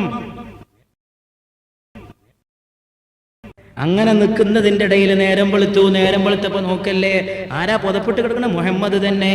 പുതപ്പിൽ നിന്നതാ മറ്റൊരു വില്ലാളി വീരൻ ചാടി എഴുന്നേൽക്കുന്നു. അവൻ ബുറ്റാ ഹംസ എന്ന് ഹംസത്തിനെ കുറിച്ച് പാടിയ പോലെ ലാ ഫതാ ഇല്ലാ അലി, അലിയല്ലാതെ ഒരു പോരാളിയില്ല. വലാ സൈഫ ഇല്ലാ ദുൽഫുഖാർ, ദുൽഫുഖാർ അല്ലാത്ത ഒരു വാളുമില്ല. അലിയുടെ വാളാണ് വാള്. അലി അങ്ങ് എഴുന്നേറ്റു. ചടാ ചാടിയല്ലോ, രക്ഷപ്പെട്ടല്ലോ, പോയി കളഞ്ഞല്ലോ. അബൂജാഹിൽ ദേഷ്യം പിടിച്ച് പുറത്തിറങ്ങിയിട്ട് പറഞ്ഞു, മുഹമ്മദ് രക്ഷപ്പെട്ടിരിക്കുന്നു. 100 ചുവന്ന ഒട്ടകം കിട്ടാൻ മോഹമുള്ളവരുണ്ടോ? പിടിച്ചോണ്ടിരീ. 100 ചുവന്ന ഒട്ടകമാണ് സമ്മാനം. ചുവന്നൊട്ടകം. അബൂജാഹിലിന് അപ്പോഴും കളറ് നല്ല ഓർമ്മ ഉണ്ട്. ചുവന്നൊട്ടകം കളറേ ചുവപ്പ്. അതിന് നല്ല വിലയായിരുന്നു അറബികൾക്കിടയിൽ. അത് തരാ, ചുവന്ന ഒട്ടകം തന്നെ തരാ. 1 അല്ല 2 അല്ല 100 എണ്ണം തരാ. അതിനെ നിങ്ങൾക്കൊന്നിച്ച് സമ്മാനമായിട്ട് തരാം. അപ്പോൾ ഒരാൾ പോയിട്ട് ചോദിച്ചു, കാര്യം തന്നെ നിങ്ങൾ ഈ പറയണത്? ഒരു ഖുറൈശി, നിങ്ങൾ വെറുതെ പറയും 100 ഒട്ടകമൊക്കെ എവിടുന്ന് കിട്ടാനാണ്? അബൂജാഹിൽ. അബൂജാഹിലല്ല, മൂപ്പരുടെ പേര് അംർ ഇബ്നു ഹിഷാമാണ്. അബൂജാഹിൽ സഹാബികൾ കൊടുത്ത 1-ാം നമ്പർ ടൈറ്റിലാണ്, വിഡ്ഢികളുടെ നായകൻ. അപ്പോൾ റസൂലുള്ളാഹി സ്വല്ലല്ലാഹു അലൈഹി വസല്ലമയുടെ തല കൊണ്ടെന്ന് വന്നാൽ 100 ഒട്ടകം. ശരി തന്നെയാണോ ചോദിച്ചു ഒരാൾ. ശരിയാണ്. എന്താ എനിക്ക് പൂതി ഉണ്ടോന്ന് ചോദിച്ചു. ചെറിയ പൂതി ഉണ്ട്, ചുവന്ന ഒട്ടകത്തിന് നിറഞ്ഞു. പുറപ്പെട്ടോ. അങ്ങനെ ഒരാളതാ കുതിരപ്പുറത്ത് പുറപ്പെടുകയാണ്. സുറാഖ പുറപ്പെടുകയാണ്. 100 ഒട്ടകം, 100 ഒട്ടകം, 100 ഒട്ടകം. മനസ്സ് മുഴുവൻ 100 ഒട്ടകം. ഒട്ടകത്തിനോടുള്ള പൂതി കൊണ്ട്, ദുനിയാവിനോടുള്ള പൂതി കൊണ്ട് സത്യനായകനെ പിടിച്ചു കൊടുക്കാൻ സുറാഖ പുറപ്പെടുകയാണ്. സുറാഖ പുറപ്പെട്ട് പോണ സമയത്ത് സുറാഖ ഓരോ സ്വപ്നങ്ങൾ കണ്ടു. 100 ഒട്ടകം, 100 ഒട്ടകം, 100 ഒട്ടകം. ഒന്നുമ്മ ഞാന്, മറ്റേതീമെന്റെ പെണ്ണുങ്ങള്, എന്നാലും ബാക്കി 98 എണ്ണം ബാക്കി. കുറച്ചെണ്ണത്തുമ്മ മക്കള്, പിന്നെ ബാക്കിയുള്ളത് നാട്ടുകാരടിയില്. ഞാൻ വലിയ കോടീശ്വരൻ, ഞാൻ വലിയ ധനികൻ, ഞാൻ വലിയ പ്രഭുവായിട്ട് മാറും. 100 ഒട്ടകം, 100 ഒട്ടകം. ഓടുകുതിരേ. സുറാഖ കുതിരയെ ഓടിച്ചു. വേഗത്തിലോട് കുതിരേ, പെട്ടെന്ന് ഓട് കുതിരേ. അവിടെ എത്തണം. മുഹമ്മദ് പോയ വഴിയെ നോക്കണം. മുഹമ്മദ് പോയ വഴിയെ നോക്കണം. അപ്പൊ 3 കുട്ടികളുണ്ടല്ലോ, 3 ബിരുദന്മാര് പണി ഏൽപ്പിച്ചിട്ടുണ്ട്. ഹിജറയിൽ ഞങ്ങൾ ഗുഹയിലിരിക്കുമ്പോ ഞങ്ങൾക്ക് ഭക്ഷണം കൊണ്ടുവന്ന് തരണം, ഞങ്ങളെ നോക്കണം. അബ്ദുള്ള, അബൂബക്കറിന്റെ മകൻ സിദ്ദീഖ് റളിയല്ലാഹു അൻഹു, അസ്മാ ബീവി, ആമിർ എന്ന വേലക്കാരൻ, 3 കൂടി ഭക്ഷണം കൊണ്ട് പുറപ്പെടുകയാണ്. ഭക്ഷണം കൊണ്ട് പുറപ്പെടുമ്പോൾ 3-മനായ അബ്ദുള്ളാന്റെ പണി നടന്നു പോയ എല്ലാവരുടെയും കാൽപ്പാടുകൾ മരുഭൂമിയിൽ മായ്ക്കുകയാണ്. ഒരു കാലെടുത്ത് വെച്ചാൽ എടുത്തു വെച്ച പാട് മായ്ച്ചു, അടുത്ത കാലെടുത്ത് വെച്ചാൽ അതും മായ്ച്ചു. ശത്രുക്കൾക്ക് വഴി കാണാതിരിക്കാൻ, പോയ വഴി മരുഭൂമിയിൽ കണ്ടുപിടിക്കാൻ അടയാളത്തിന് കാൽപ്പാട് മതി. അത് മായ്ച്ചുകൊണ്ട് അബൂബക്കർ സിദ്ദീഖിന്റെ മകൻ അബ്ദുല്ലാഹ് റളിയല്ലാഹു തആല അൻഹുമാ ഈ 3 ആളുകൾ ഗുഹയിലേക്ക് വരികയാണ്. ഭക്ഷണം അങ്ങനെ ഇടക്കെത്തിക്കൊണ്ടിരിക്കുന്നു. അവർ ഭക്ഷണം കഴിക്കുന്നു. അതിനിടയിൽ സുറാഖ പുറപ്പെട്ടിട്ടതാ ഹിറാ ഗുഹയുടെ വക്കത്തൂടെ ശത്രുക്കൾ പോകുന്നതായിട്ട് സിദ്ദീഖ് കാണുകയാണ്. ഗുഹയുടെ വക്കത്തൂടെ കാൽപ്പാടുകൾ. അപ്പൊ സുറാഖ് എത്തിയിട്ടില്ല, മറ്റു ശത്രുക്കളാണ്. അള്ളാഹുവിന്റെ റസൂല് ചോദിച്ചു, റസൂലിനോട് സിദ്ദീഖ് ചോദിച്ചു, അവരെ നമ്മളെ പിടിക്കുവോ? എന്നെ പിടിക്കുമോ എന്ന വിചാരമല്ല. ഈ വിളക്ക് അണഞ്ഞു പോകുമോ? ഇത് വിളക്കാണ്, സിറാജും മുനീർ. ഇത് ലോകത്തിന്റെ വിളക്കാണ്, ഇത് കത്തിത്തിളങ്ങേണ്ട വിളക്കാണ്. ഇത് അണഞ്ഞു പോകുമോ? സിദ്ദീഖുൽ അക്ബർ ബേജാറായിട്ട് ചോദിച്ചു, അവർ നമ്മെ പിടിക്കുമോ? അപ്പോഴുണ്ട് ഒന്നും സംഭവിക്കാത്ത മട്ടിൽ പറയണ രാജകുമാരൻ, ലാ തഹ്സൻ ഇന്നല്ലാഹ മഅനാ. വിഷമിക്കണ്ട, ഇവിടെ ഒരു 3-ാമന്റെ സിദ്ദീഖേ, അത് മനസ്സിലാക്കണം. നമ്മൾ കണ്ട് തടിയല്ല ഇവിടെ, അള്ളാഹു നമ്മോടൊപ്പമുണ്ട്. ഒരു മുഅ്മിന് ഏത് ബേജാറിലും ഉപയോഗിക്കാൻ പറ്റിയൊരു വർത്താനം അന്ന് കിട്ടി. ബേജാറുണ്ടോ, വിഷമുണ്ടോ, പ്രയാസമുണ്ടോ, തോൽവിയുണ്ടോ, ഇടങ്ങറുണ്ടോ, അള്ളാഹു നമ്മോടൊപ്പമുണ്ട്. പരാജയങ്ങളുണ്ടോ, പരാജയത്തിന്റെ പേരിൽ പരിഹാസങ്ങളുണ്ടോ, പരിഹാസത്തിന്റെ പിന്നാലെ ആക്ഷേപങ്ങളുണ്ടോ, എല്ലാവിധ കുത്തുവാക്കുകളുണ്ടോ, നിനക്ക് ചുറ്റും ശത്രുത പണം പടർത്തി ആടുന്നുണ്ടോ, നിനക്ക് ചുറ്റും എതിരാളികൾ വലം വെക്കുന്നുണ്ടോ, ഇന്നല്ലാഹ മഅനാ. റസൂലുള്ളാഹി സ്വല്ലല്ലാഹു അലൈഹി വസല്ലം പറഞ്ഞു, പിടിക്കൂല, നമ്മളെ പിടിക്കൂല. പുറത്തിറങ്ങി ഗുഹയിൽ നിന്ന് മദീനയിലേക്ക് പോവാൻ. അപ്പോഴേക്ക് സുറാഖയുടെ കുതിര ഏകദേശം അടുത്തെത്തിയിരിക്കുന്നു. സുറാഖയുടെ കുതിര ഇങ്ങനെ അടുത്ത് വരുന്നുകൊണ്ടിരിക്കുമ്പോ സുറാഖയുടെ കുതിര അതാ കണ്ടു, രണ്ടാളെ കണ്ടു. അതാ പോണ് രണ്ട് നേലുകൾ, ഒന്ന് അബൂബക്കർ സിദ്ദീഖ്, അതിന്റെ മുന്നിൽ റസൂലുള്ളാഹി സ്വല്ലല്ലാഹു അലൈഹി വസല്ലം. എന്റെ 100 ഒട്ടകം ഉറപ്പായി എന്ന് വിചാരിച്ചിട്ട് സുറാഖ കുതിരയെ കൂടുതൽ അടിച്ചു. ഓട് കുതിരേ ഓട്, വേഗത്ത്, അതാ കൊണ്ട് രണ്ടാള് പിടിക്കണം. പക്ഷെ അത്ഭുതം എന്ന് പറയട്ടെ, സുറാഖയുടെ കുതിരയുടെ കാലിന്റെ കുളമ്പുകൾ മരുഭൂമിയിൽ ആണ്ടുപോയി. എന്ത് പറ്റി? കുതിര അടിച്ചു നോക്കി, കുതിരക്ക് എഴുന്നേൽക്കാൻ കഴിയുന്നില്ല, കുളമ്പുകൾ ആണ്ടുപോയി. കുതിര മെല്ലെ മെല്ലെ ഒന്നെണീറ്റു, കുളമ്പ് ഉയർത്തി കിട്ടി. ഓട് കുതിരേ എന്ന് പറഞ്ഞ രണ്ടാമത്തെ അടി സുറാഖ അടിക്കേണ്ട താമസം. വീണ്ടും അതാ കുതിരയുടെ കുളമ്പ് താഴെ മരുഭൂമിയിൽ വീണുപോയി. അപ്പോഴേക്ക് പിടികിട്ടാവുന്ന അകലത്തിലതാ അള്ളാഹുവിന്റെ റസൂൽ കയ്യുകൊണ്ട് വലിച്ചു കിട്ടാവുന്ന അവസ്ഥയിൽ റസൂൽ തിരിഞ്ഞു നോക്കിയപ്പോൾ സുറാഖ, ജീവൻ പിടിക്കാൻ വന്ന സുറാഖ, തകർക്കാൻ വന്ന സുറാഖ, തന്റെ തലക്ക് വേണ്ടി 100 ഒട്ടകങ്ങളെ മോഹിച്ചു വന്ന സുറാഖ അപ്പോഴുമുണ്ട്. കുതിരയുടെ ഒട്ടകങ്ങൾ കുളമ്പിലാണ്, എഴുന്നേൽക്കാൻ സാധിക്കുന്നില്ല. ആ മരുഭൂമിയിൽ സുറാഖയുടെ കാതിൽ ശബ്ദം മുഴങ്ങി. സുറാഖ നോക്കി വലത്തേക്ക്, ആരാ എന്നെ വിളിക്കണത്? ആരുമില്ലല്ലോ. സുറാഖ ഇടത്തോട്ട് പിന്നെയും നോക്കി, ആരുമില്ലല്ലോ.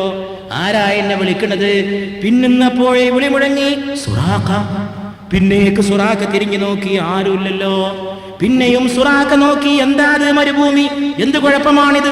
ആകാശത്തുനിന്ന് മുഴങ്ങുന്ന പോലെ സുറാഖ, നീ പിടിച്ചു കൊടുക്കണ്ട സുറാഖ, സ്വയം തൊലയണ്ട സുറാഖ, ഇത് ലോകത്തിന്റെ അനുഗ്രഹമാണ് സുറാഖ, നീ തകർക്കാൻ വഴി ഒരുക്കണ്ട സുറാഖ, വെറുതെ വിട്ടേര് സുറാഖ, നിനക്ക് പിടിക്കാനാവില്ല സുറാഖ, കയ്യെത്തുന്ന ദൂരത്താണ് ഹബീബ്, പക്ഷെ തൊടാനാവില്ല സുറാഖ. ശബ്ദം കേട്ട് സുറാഖ പിന്നെയും നോക്കി, ഇതെന്തോ ഒരു ഗതികേടാണ്, എന്ത് ശകുനം പിടിച്ച മാതിരി, കുതിരയുടെ കാല് മുഴുവൻ കുളമ്പ് മുഴുവൻ മണലിൽ പൂണ്ടുപോയിരിക്കണേ. അപകടത്തിൽ നിന്ന് രക്ഷിക്കാൻ ആരുമില്ലെന്ന് കണ്ടപ്പോൾ ആ പൂമുഖം പുഞ്ചിരിച്ചു സുറാഖ. എന്തിനാ വന്നത്? അള്ളാഹുവിന്റെ റസൂല് ചോദിച്ചു. എന്നെ പിടിക്കാൻ വന്നതാണോ? സുറാഖ, ഞാനിവിടെയുണ്ടല്ലോ. സുറാഖ മുഖത്തേക്ക് നോക്കിയിട്ട് പറഞ്ഞു, അങ്ങയെ പിടിക്കാനാണ് വന്നതെങ്കിലും, അങ്ങയുടെ തലയെടുക്കാനാണ് വന്നതെങ്കിലും, ഇന്ന് ഞാൻ എൻ്റെ തല അങ്ങേക്ക് തരാൻ നിർബന്ധിതനാണ്. ഞാനിതാ അങ്ങയുടെ മുമ്പിൽ നിൽക്കുന്നു, എൻ്റെ തലയും ഹൃദയവും സമർപ്പിക്കുകയാണ്. അശ്ഹദു അല്ലാ ഇലാഹ ഇല്ലല്ലാഹ് വ അശ്ഹദു അന്നക റസൂലുള്ളാഹ്. സുറാഖ ഒരു സത്യം ചെയ്തു, ഞാനിതാ പോണ്, ഒരൊറ്റ കുട്ടിയോട് ഞാൻ പറയൂല, അങ്ങയെ കണ്ട വിവരം പറയൂല. സുറാഖ തിരിച്ചു വരുമ്പോ 100 ഒട്ടകങ്ങളെ മോഹിച്ച് മറ്റു പലരെയും കണ്ടു. ചോദിച്ചു, രണ്ടാള് പോണത് കണ്ടോ? ഞാൻ രണ്ടാളൊന്നും കണ്ടിട്ടില്ല. സുറാഖ പറഞ്ഞു, പിടിക്കാൻ പോയ ആള് 100 ഒട്ടകത്തെ, ചുവന്ന ഒട്ടകത്തെ മോഹിച്ചു പോയ ആള് പറഞ്ഞു, ഞാൻ കണ്ടില്ല. അപ്പോഴേക്ക് ഖുറൈശികൾ ഒരു വീടിന്റെ അടുത്തെത്തി. ആ വീട്ടിന്റെ അടുത്തെത്തിയിട്ട് ആ വീട്ടിലെ ഒരു സ്ത്രീ പുറത്തിറങ്ങിയിട്ട് ജോലി ചെയ്യുന്നു. ആ സ്ത്രീയോട് ചോദിച്ചു, ഈ വഴിക്ക് രണ്ടാള് പോയോ? 100 ഒട്ടകത്തെ മോഹിച്ചുകൊണ്ട് അവർ ചോദിച്ചു, ഈ വഴിക്ക് രണ്ടാള് പോയോ? ആ സ്ത്രീ പറഞ്ഞു, ഞാനങ്ങനെ രണ്ടാള് പോയതൊന്നും ഓർക്കുന്നില്ല. അപ്പൊ വീട്ടിന്റെ അകത്തുനിന്ന് ഒരു പെൺകുട്ടി ഓടി വന്നിട്ട് പറഞ്ഞു, രണ്ടാള് പോയി. എന്താണ് അവരുടെ അടയാളം? വല്ലതും പറയാനുണ്ടോ? എന്തിനാ അവരിവിടെ വന്നത്? അത് ദാഹിച്ചിട്ട് അവർ പാല് കുടിക്കാൻ വന്നിരുന്നു. രണ്ടാള് അതിവഴി യാത്രക്കാർ. ഖുറൈശികളായ കിങ്കരന്മാര് ചോദിച്ചു, എന്താണ് കുട്ടിയാ 2 പേരുടെ അടയാളങ്ങൾ? പെൺകുട്ടി അങ്ങ് പറയാൻ തുടങ്ങി. പറയാം. ഒന്നാമത്തെ ആളുണ്ടല്ലോ, ചൊങ്കൻ, സുന്ദരൻ, ലോകസുന്ദരൻ, വല്ലാത്ത മുഖമാണ്, വല്ലാത്ത കവൾത്തടമാണ്, വല്ലാത്ത കണ്ണഞ്ചിപ്പിക്കുന്ന മുഖമാണ്, എന്തോ ഒരാകർഷണമാണ്, കണ്ടാൽ നോക്കി നിൽക്കുന്ന സൗന്ദര്യമാണ്. ഈ മസ്ജിദിന് പേരിട്ട ഹസ്രത്ത് മുജദ്ദിദ് അൽ-ഫദാനി റഹ്മത്തുള്ളാഹി അലൈഹി തന്റെ മക്തൂബാത്ത് എന്ന കിതാബിൽ പറഞ്ഞു, അല്ലാഹു ലോകത്തിന്റെ സൗന്ദര്യം മുഴുവൻ ഓഹരി വെച്ചപ്പോൾ അതിന് 2ആക്കി പകുത്തു. പലരും വിചാരിച്ചത് യൂസുഫിന് കൂടുതൽ സൗന്ദര്യം കൊടുത്തുവെന്നാണ്. യൂസുഫ് നബി അലൈഹിസ്സലാമിനെ. പക്ഷേ മുജദ്ദിദ് പറയുകയാണ്, ഇമാം റബ്ബാനി പറയുകയാണ്, ശൈഖ് അഹ്മദ് സർഹിന്ദി പറയുകയാണ്, റഹിമഹുല്ലാഹ് വറവഹല്ലാഹു റൂഹഹു വനവറല്ലാഹു ദരീഹഹു വഅഫാദല്ലാഹു അലൈനാ മിൻ ഫുയൂദാതി. ആ മഹാനുഭാവൻ രേഖപ്പെടുത്തുകയാണ്, അല്ലാഹു ലോക സൗന്ദര്യം ഓഹരി വെച്ചപ്പോൾ ആകെയുള്ള ലോക സൗന്ദര്യത്തെ 2 പകുതിയാക്കി. അതിലെ ഒരു പകുതി എടുത്തിട്ട് പിന്നെയും 2 പകുതിയാക്കി. അതിലെ ഒരു പകുതി, അതായത് ആകെയുള്ള സൗന്ദര്യത്തിന്റെ കാൽഭാഗം യൂസുഫിന് കൊടുത്തു അലൈഹിസ്സലാത്തു വസ്സലാം. ബാക്കിയുള്ള കാൽഭാഗം ലോകത്തുള്ള മുഴുവൻ ആൾക്കാർക്കും കൂടി കൊടുത്തു. അപ്പൊ ലോകത്തുള്ള മുഴുവൻ ആളുകൾക്കും കൂടി കൊടുത്ത സൗന്ദര്യമാണ് യൂസുഫിന് കൊടുത്തത് അലൈഹിസ്സലാത്തു വസ്സലാം. പക്ഷെ അവിടെ ഒരു മുഴുവൻ പകുതി ബാക്കിയുണ്ടല്ലോ. യൂസുഫിനുള്ള സൗന്ദര്യവും ലോകത്തുള്ള മുഴുവൻ ആളുകൾക്കും കൊടുത്ത സൗന്ദര്യവും കൂടി കൂട്ടിയാൽ കിട്ടുന്ന ഒരു മുഴുവൻ പാതി, ആ മുഴുവൻ പാതി അല്ലാഹു എൻ്റെ ഹബീബിന് നൽകി, മുഹമ്മദ് മുസ്തഫ സ്വല്ലല്ലാഹു അലൈഹി വസല്ലമക്ക് നൽകി എന്ന് ഇമാം റബ്ബാനി എഴുതി വെച്ചിരിക്കുകയാണ്. സംശയമുണ്ടോ? സഹാബാക്കൾ കണ്ടോര് പറഞ്ഞില്ലേ, മുഖത്തേക്ക് നോക്കാൻ പറ്റൂലായിരുന്നാ പറഞ്ഞത്. അതിലും വലിയ തെളിവ് വേറെ വേണോ? വെളിച്ചം കൊണ്ടേ തല താഴ്ത്തി പോകും കുറച്ച് കഴിഞ്ഞാൽ. വെളിച്ചം വെളിച്ചം. ഹിന്ദ് അബീഹാല പറഞ്ഞു, ഒരു ദിവസം രാത്രി ആകാശത്ത് ചന്ദ്രനുണ്ട്, ഭൂമിയിൽ റസൂലുണ്ട്, മാറിപ്പോയി. ഏതാ ചന്ദ്രൻ?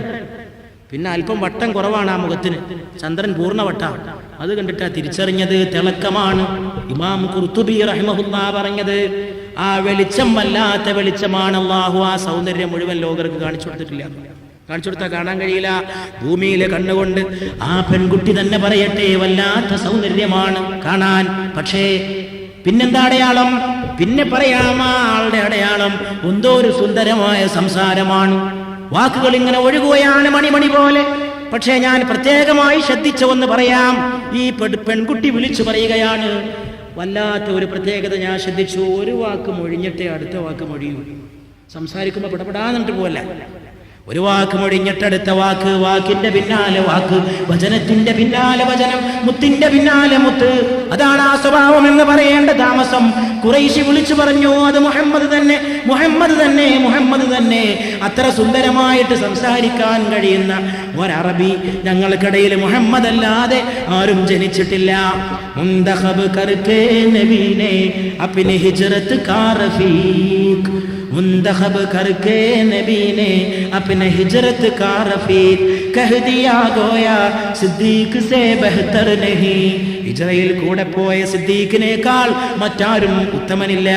കിസ്നെ സമझा था बजुज़ उसके नबुव्वत का मजाज गुलशने इस्लाम में उसका जैसा दीदवर नहीं था. वही त्वार में जब कह रहे थे ये नबी रब हमारे साथ है, सिद्दीक कोई डर नहीं, सिद्दीक कोई डर नहीं, सिद्दीक कोई डर नहीं. सल्लल्लाहु अला मुहम्मद सल्लल्लाहु अलैहि वसल्लम, सल्लल्लाहु अला मुहम्मद सल्लल्लाहु अलैहि वसल्लम. अल्लाहुम्मा सल्लि अला मुहम्मद या रब्बി സല്ലി അലൈഹി വസല്ലം. കഴിഞ്ഞ ദിവസങ്ങളിൽ നമ്മൾ ഒന്നടങ്കം അല്ലാഹുവെ സ്തുതിച്ച പോലെ ഈ അവസാന ദിവസത്തിൽ ഒരുപാട് വട്ടം സ്തുതിക്കുക. പറയാനിടയാക്കിയതിനെ, കേൾക്കാനിടയാക്കിയതിനെ, കൂടാനിടയാക്കിയതിനെ, ദുആക്ക് ആമീൻ ചൊല്ലാനിടയാക്കിയതിന് റബ്ബേ അല്ലാഹുവേ നീ സർവശക്തൻ, അല്ലാഹുവേ നീ സർവജ്ഞൻ, അല്ലാഹുവേ നിന്റേതാണെല്ലാം തമ്പുരാനെ. കബ് സേ ഖടി ഹും യാ റബ്ബ് ഉമീദ് കേ സഹാരെ, കബ് സേ ഖടി ഹും യാ റബ്ബ് ഉമീദ് കേ സഹാരെ. യേ ദിൽ ന ജാനെ മേനെ കിസ് തരഹ് സേ പുകാരെ. ഏതൊക്കെ രീതിയിലാണ് നിന്നെ വിളിച്ചത്, ഏതൊക്കെ പേരിട്ടിട്ടാണ് നിന്നെ വിളിച്ചത് റബ്ബേ. അല്ലാഹുവേ നിന്നെ വിളിച്ചത് എങ്ങനെയാണ് റബ്ബേ? നീ ദുഃഖ കൊടുങ്കാറ്റിൽ ആശ്വാസത്തിന്റെ അത്താണി തന്നവനല്ലയോ റബ്ബേ? ഉപജീവനത്തിന്റെ വഴി മുട്ടിയപ്പോൾ സഹായഹസ്തം കാട്ടിയത് നീയാണ് റബ്ബേ, സഹായം കാണിച്ചത് നീയാണ് റബ്ബേ. മരണത്തിന്റെ വിരഹത്തിന്റെ ദുഃഖത്തിൽ നീയാണ് ഞങ്ങൾക്ക് അത്താണി സൃഷ്ടിച്ചു തന്നത് റബ്ബേ. നീയാണ് ഞങ്ങൾക്ക് ആശ്വാസത്തിന്റെ മന്ത്രമോദി തന്നത് റബ്ബേ. പ്രിയപ്പെട്ടവർ മരണപ്പെട്ടു പോയപ്പോൾ ഞങ്ങൾ വിചാരിച്ചു വിചാരിച്ചു ഞങ്ങളുടെ ജീവിതം അവസാനിക്കുമെന്ന്. അവരില്ലാതെ ഞങ്ങൾക്ക് എങ്ങനെ ജീവിതം മുന്നോട്ട് പോകാൻ കഴിയുമെന്ന് നീ ഞങ്ങളെ ആശ്വസിപ്പിച്ചു. എല്ലാം മരിക്കുന്നതാണ്, നിങ്ങളും മരിച്ചു പോകുന്നതാണ്. ഇന്നക മയ്യിത്തുൻ വ ഇന്നഹും മയ്യിത്തൂൻ. നീ എല്ലാറ്റിലും ഞങ്ങൾക്ക് ആലംബമായവനാണ് റബ്ബേ. നിന്റെ വിചാരം ഒരാളുടെ കൽബിൽ കടന്നാൽ അത് സൃഷ്ടിക്കുന്നത് മഹാത്ഭുതങ്ങളാണ് തമ്പുരാനെ. ഞങ്ങൾ കേട്ടിരിക്കുന്നു തമ്പുരാനെ, ഒരു സൂഫി ഇന്ത്യ രാജ്യത്ത് ജീവിച്ചത് ഞങ്ങൾ കേട്ടിരിക്കുന്നു റബ്ബേ. ആ സൂഫി ആ കാലഘട്ടത്തിലെ രാജാവിന്റെ ക്ഷണപ്രകാരം ഒരു സദസ്സിലേക്ക് കടന്നു വന്നത് ഞങ്ങൾ ഓർക്കുന്നു റബ്ബേ. ഇന്ത്യ ചരിത്രത്തിലെ മുഹമ്മദ് ബിൻ തുഗ്ലക്കിന്റെ കൊട്ടാരത്തിലേക്ക് ആ സൂഫി കടന്നു വന്നത് ഞങ്ങൾ ഓർക്കുകയാണ് റബ്ബേ. ശൈഖ് ഖുതുബുദ്ദീൻ മുനവ്വർ തന്റെ മകനായ നൂറുദ്ദീന്റെ കൂടെ ആ സദസ്സിലേക്ക് കടന്നു വന്നത് ഞങ്ങൾ ഓർക്കുന്നു റബ്ബേ. രാജാവ് സിംഹാസനത്തിൽ ഇരിക്കുകയാണ്, പെണ്ണുങ്ങൾ വെഞ്ചാമരം വീശുകയാണ്, രാജകിങ്കരന്മാർ കാത്തു നിൽക്കുകയാണ്. സൂഫി കണ്ടപ്പോൾ തന്നെ വിളിച്ചു പറഞ്ഞത്രേ,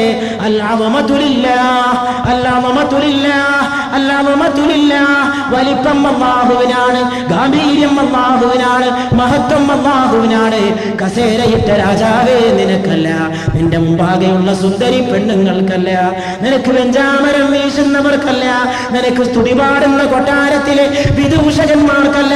നിന്റെ സിംഹാസനം നശ്വരം, നിന്റെ വീട് നശ്വരം, നിന്റെ കൊട്ടാരം നശ്വരം. അനശ്വരമായത് ഒരേ ഒരു സിംഹാസനം മാത്രമാണ്. അല്ലാഹു ലാ ഇലാഹ ഇല്ലാ ഹുവൽ ഹയ്യുൽ ഖയ്യൂം ലാ തഖുദുഹു സിനതും വലാ നൗം. അവനെ ഉറക്കം ബാധിക്കുകയില്ല, അവനെ മറവി ബാധിക്കുകയില്ല. അവന്റെ ഉജ്ജ്വലമായ സിംഹാസനം ലോകത്തിന്റെ ആകാശ ഭൂമികളുടെ സിംഹാസനമാണ്. മുഹമ്മദ് ബിൻ തുഗ്ലക്ക് പറഞ്ഞു, എന്റെ വക എന്തെങ്കിലും സമ്മാനം നിങ്ങൾ കൊണ്ടുപോകണം. എന്റെ കൊട്ടാരത്തിൽ നിന്ന് മടങ്ങുമ്പോൾ 1,00,000 സ്വർണ്ണ നാണയം ഞാൻ നിങ്ങൾക്ക് നൽകാൻ തീരുമാനിച്ചുവെന്ന് മുഹമ്മദ് ബിൻ തുഗ്ലക്ക് ശൈഖ് ഖുതുബുദ്ദീനോട് പറഞ്ഞപ്പോൾ അദ്ദേഹം പറഞ്ഞത്രേ, 1,00,000 സ്വർണ്ണ നാണയം കിട്ടിയിട്ട് ഞാൻ എന്ത് ചെയ്യാൻ? എനിക്ക് വേണ്ട. വലില്ലാഹി ഖസാഇനുസ് സമാവാതി വൽ അർദ്. ആകാശഭൂമികളുടെ ഖജനാവുകൾ അല്ലാഹുവിനുള്ളതാണ്.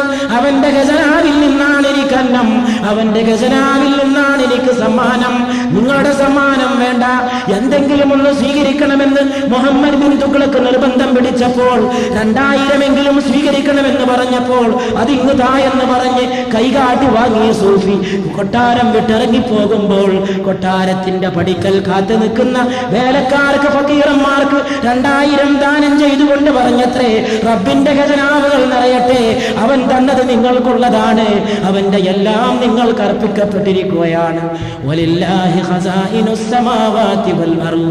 അല്ലാഹുവിനാണ് ആകാശഭൂമികളുടെ സകല ഖജനാവുകളും. ഇന്ത്യ രാജ്യത്തിലെ മറ്റൊരു സൂഫി ജീവിച്ചിരുന്നു ഡൽഹിയിൽ. ഹസ്രത്ത് ഷംസുല്ലാ മസ്ഹർ ഹസീബ് ജാനാൻ ഖദ്ദസല്ലാഹു സിർറഹുൽ അസീസ്. അദ്ദേഹത്തിന്റെ ജീവിതകാലത്ത് ഡൽഹി ഭരിച്ചിരുന്ന ചക്രവർത്തിക്ക് ഇദ്ദേഹത്തോട് വലിയ ബഹുമാനം തോന്നിയപ്പോൾ, സ്നേഹവും ബഹുമാനവും അതിര് കടന്നപ്പോൾ അദ്ദേഹം പറഞ്ഞു, എന്റെ രാജ്യത്തിന്റെ ഓരോഹരി ബഹുമാനപ്പെട്ട സൂഫി നിങ്ങൾ എടുക്കുക. മസ്ഹർ ജാനാൻ അദ്ദേഹം ജമാ മസ്ജിദിന്റെ തൊട്ടപ്പുറത്ത് അന്ത്യവിശ്രമം കൊള്ളുന്നു. ഈ വിനീതൻ അവിടെ കടന്നു ചെന്ന് ഫാത്തിഹ ഓതിയത് എന്റെ സഹോദരങ്ങളുടെ മുമ്പാകെ അഭിമാനത്തോടെ ഓർത്തു പറയുകയാണ്. അല്ലാഹു മഹത്തുക്കളുടെ കാൽപ്പാടുകളിൽ നമ്മെ ഉറപ്പിച്ചു നിർത്തുമാറാകട്ടെ. മസ്ഹർ ജാനാനോട് രാജ്യം ഭരിക്കുന്ന ചക്രവർത്തി പറഞ്ഞു, എന്റെ വിശാലമായ രാജ്യത്തിന്റെ ഒരു ഭാഗം നിങ്ങൾ എടുത്തുകൊണ്ടു പോവുക. മസ്ഹർ മറുപടി പറയുകയാണ്, ഖുർആനിൽ ഞാൻ കണ്ടിരിക്കുന്നു, ഖുൽ മതാഉദ് ദുനിയാ ഖലീൽ. നബിയെ അങ്ങ് പറയുക, ഈ ദുനിയാവിന്റെ വിഭവങ്ങൾ നിസ്സാരമാണ്, ഇവിടുത്തെ രാജ്യം നിസ്സാരമാണ്, ഇവിടുത്തെ ധനം നിസ്സാരമാണ്, ഇവിടുത്തെ വാസസ്ഥാനം നിസ്സാരമാണ്. ആ നിസ്സാരമായ രാജ്യത്തിന്റെ, നിസ്സാരമായ ലോകത്തിന്റെ, ലോകം തന്നെ നിസ്സാരമാണെങ്കിൽ അതിന്റെ നിസ്സാരത്തിന്റെ ഒരു പൊട്ടാണ് ഇന്ത്യ. ആ ഇന്ത്യയിലെ ഒരു പൊട്ടാണ് നിങ്ങളുടെ കയ്യിലുള്ള ഭരണകൂടം, അതിന്റെ ഒരു പൊട്ടാണ് നിങ്ങൾ ഭരിക്കുന്നത്. അതിന്റെ ഒരു പൊട്ടെനിക്ക് തന്നിട്ട് എന്ത് കാര്യം? എനിക്ക് എന്റെ രാജാവായ റബ്ബുൽ ഇസ്സത്തിന്റെ വലിയ സിംഹാസനത്തിന്റെ അടിയിൽ ഒരണുവായിട്ട് കഴിഞ്ഞാൽ മതി എന്ന് ഹസ്രത്ത് സയ്യിദുനാ ഹബീബുല്ലാഹ് ഷഹീദ് മസ്ഹറെ ജാനാൻ ഖദ്ദസല്ലാഹു സിർറഹുൽ അസീസ് അല്ലാഹുവേ, നിന്റെ വിചാരം മനസ്സിലേക്ക് കടന്നാൽ അങ്ങനെയാണ്, നിന്റെ വിചാരം മനസ്സിലേക്ക് കടന്നാൽ അങ്ങനെയാണ്. നിന്റെ വിചാരം മനസ്സിലേക്ക് കടന്നാൽ, നിന്നെ ഭയപ്പെട്ടു പോയാൽ നിന്റെ ഭയത്തിൽ നിന്ന് രക്ഷപ്പെടാൻ ആർക്കും കഴിഞ്ഞില്ല റബ്ബേ. നിന്റെ ഹബീബായ നബി പോലും നിന്നെ ഓർത്തോർത്ത് കരഞ്ഞത് ഞങ്ങൾ ഓർക്കുന്നു റബ്ബേ. ഒരു ദിവസം സൂര്യന് ഗ്രഹണം ബാധിച്ചപ്പോൾ നിന്റെ ഹബീബ് എത്ര അസ്വസ്ഥനായെന്ന് ഞങ്ങൾ ചരിത്ര ഗ്രന്ഥങ്ങളിൽ നിന്ന് പഠിക്കുന്നു റബ്ബേ. ഞങ്ങൾ ചരിത്ര ഗ്രന്ഥങ്ങളിൽ നിന്ന് പഠിക്കുന്നു റബ്ബേ. സൂര്യന് ഗ്രഹണം ഉണ്ടായതിൽ നിന്റെ റബ്ബ് എന്തിനാണ് നിന്റെ ഹബീബ് എന്തിനാണ് സ്വാസ്ഥ്യം കൊണ്ടത്? സൂര്യന് ഗ്രഹണം വന്നപ്പോൾ ഭൂമിയിൽ ഇരുട്ട് മൂടിയ പോലെ തോന്നുകയാണ്, ഇരുട്ടെങ്ങും വ്യാപിക്കുകയാണ്. നിന്റെ ഹബീബായ നബി മുഹമ്മദ് മുസ്തഫ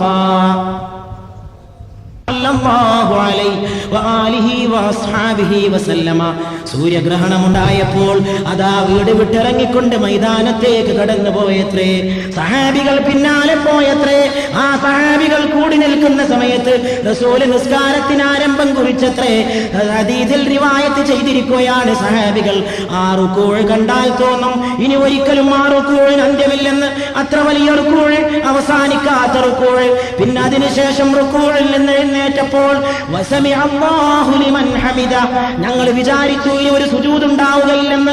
അത്ര നീണ്ടതായ നൃത്തം. പിന്നെ സുജൂദിലേക്ക് വീണപ്പോഴോ ഞങ്ങൾ വിചാരിച്ചു ഈ സുജൂദ് അവസാനിക്കില്ലെന്ന്. അത്ര ദീർഘമായ സുജൂദ്. ആ സുജൂദിൽ വീണ് കിടന്നുകൊണ്ട് പ്രാർത്ഥിച്ചു. അങ്ങനെ സുജൂദുകൾ കഴിഞ്ഞ് നിസ്കാരത്തിൽ നിന്ന് പിരിഞ്ഞ ശേഷം നിന്റെ ഹബീബായ നബി പൊട്ടിക്കരഞ്ഞത് ഞങ്ങൾ ഓർക്കുന്നു റബ്ബേ. അല്ലാ, നീ എനിക്ക് വാക്ക് തന്നില്ലേ ഞാൻ ജീവിച്ചിരിക്കുമ്പോൾ ഇവരെ നീ ശിക്ഷിക്കില്ലെന്ന്. ഇത് നിന്റെ ശിക്ഷയുടെ സൂചനയാണോ? നീ ഇവരെ ഹലാക്കാക്കാൻ പോവുകയാണോ? സൂര്യന്റെ നിയന്ത്രണം നിന്റെ കയ്യിലാണ്, ചന്ദ്രന്റെ നിയന്ത്രണം നിന്റെ കയ്യിലാണ്. ക്ഷീരപഥങ്ങൾ നിനക്കുള്ളതാണ്, താരാപഥങ്ങൾ നിനക്കുള്ളതാണ്. നക്ഷത്രങ്ങൾ കണ്ണ് ചിമ്മുന്നത് നിന്നെ ഓർത്ത്, നക്ഷത്രങ്ങൾ കണ്ണ് തുറക്കുന്നതും നിന്നെ ഓർത്ത് റബ്ബേ. അതുകൊണ്ട് റബ്ബേ, അല്ലാഹുവേ, ഞങ്ങൾ ഓർക്കുന്നു റബ്ബേ, നിന്നെ ഭയപ്പെടുകയാണ് റബ്ബേ. അല്ലാഹുവേ, നീ ഞങ്ങളെ ശിക്ഷിക്കുമോ റബ്ബേ? നീ അവർക്കിടയിൽ ഉള്ളയിടത്തോളം കാലം അവരെ ഞാൻ ശിക്ഷിക്കുകയില്ലെന്ന് നീ ഖുർആനിലേക്ക് വാഗ്ദാനം ചെയ്തില്ലയോ റബ്ബേ. മാ കാന അല്ലാഹു ലിയുഅദ്ദിബഹും വഅൻത ഫീഹിം വമാ കാന അല്ലാഹു മുഅദ്ദിബഹും വഹും യസ്തഗ്ഫിറൂൻ.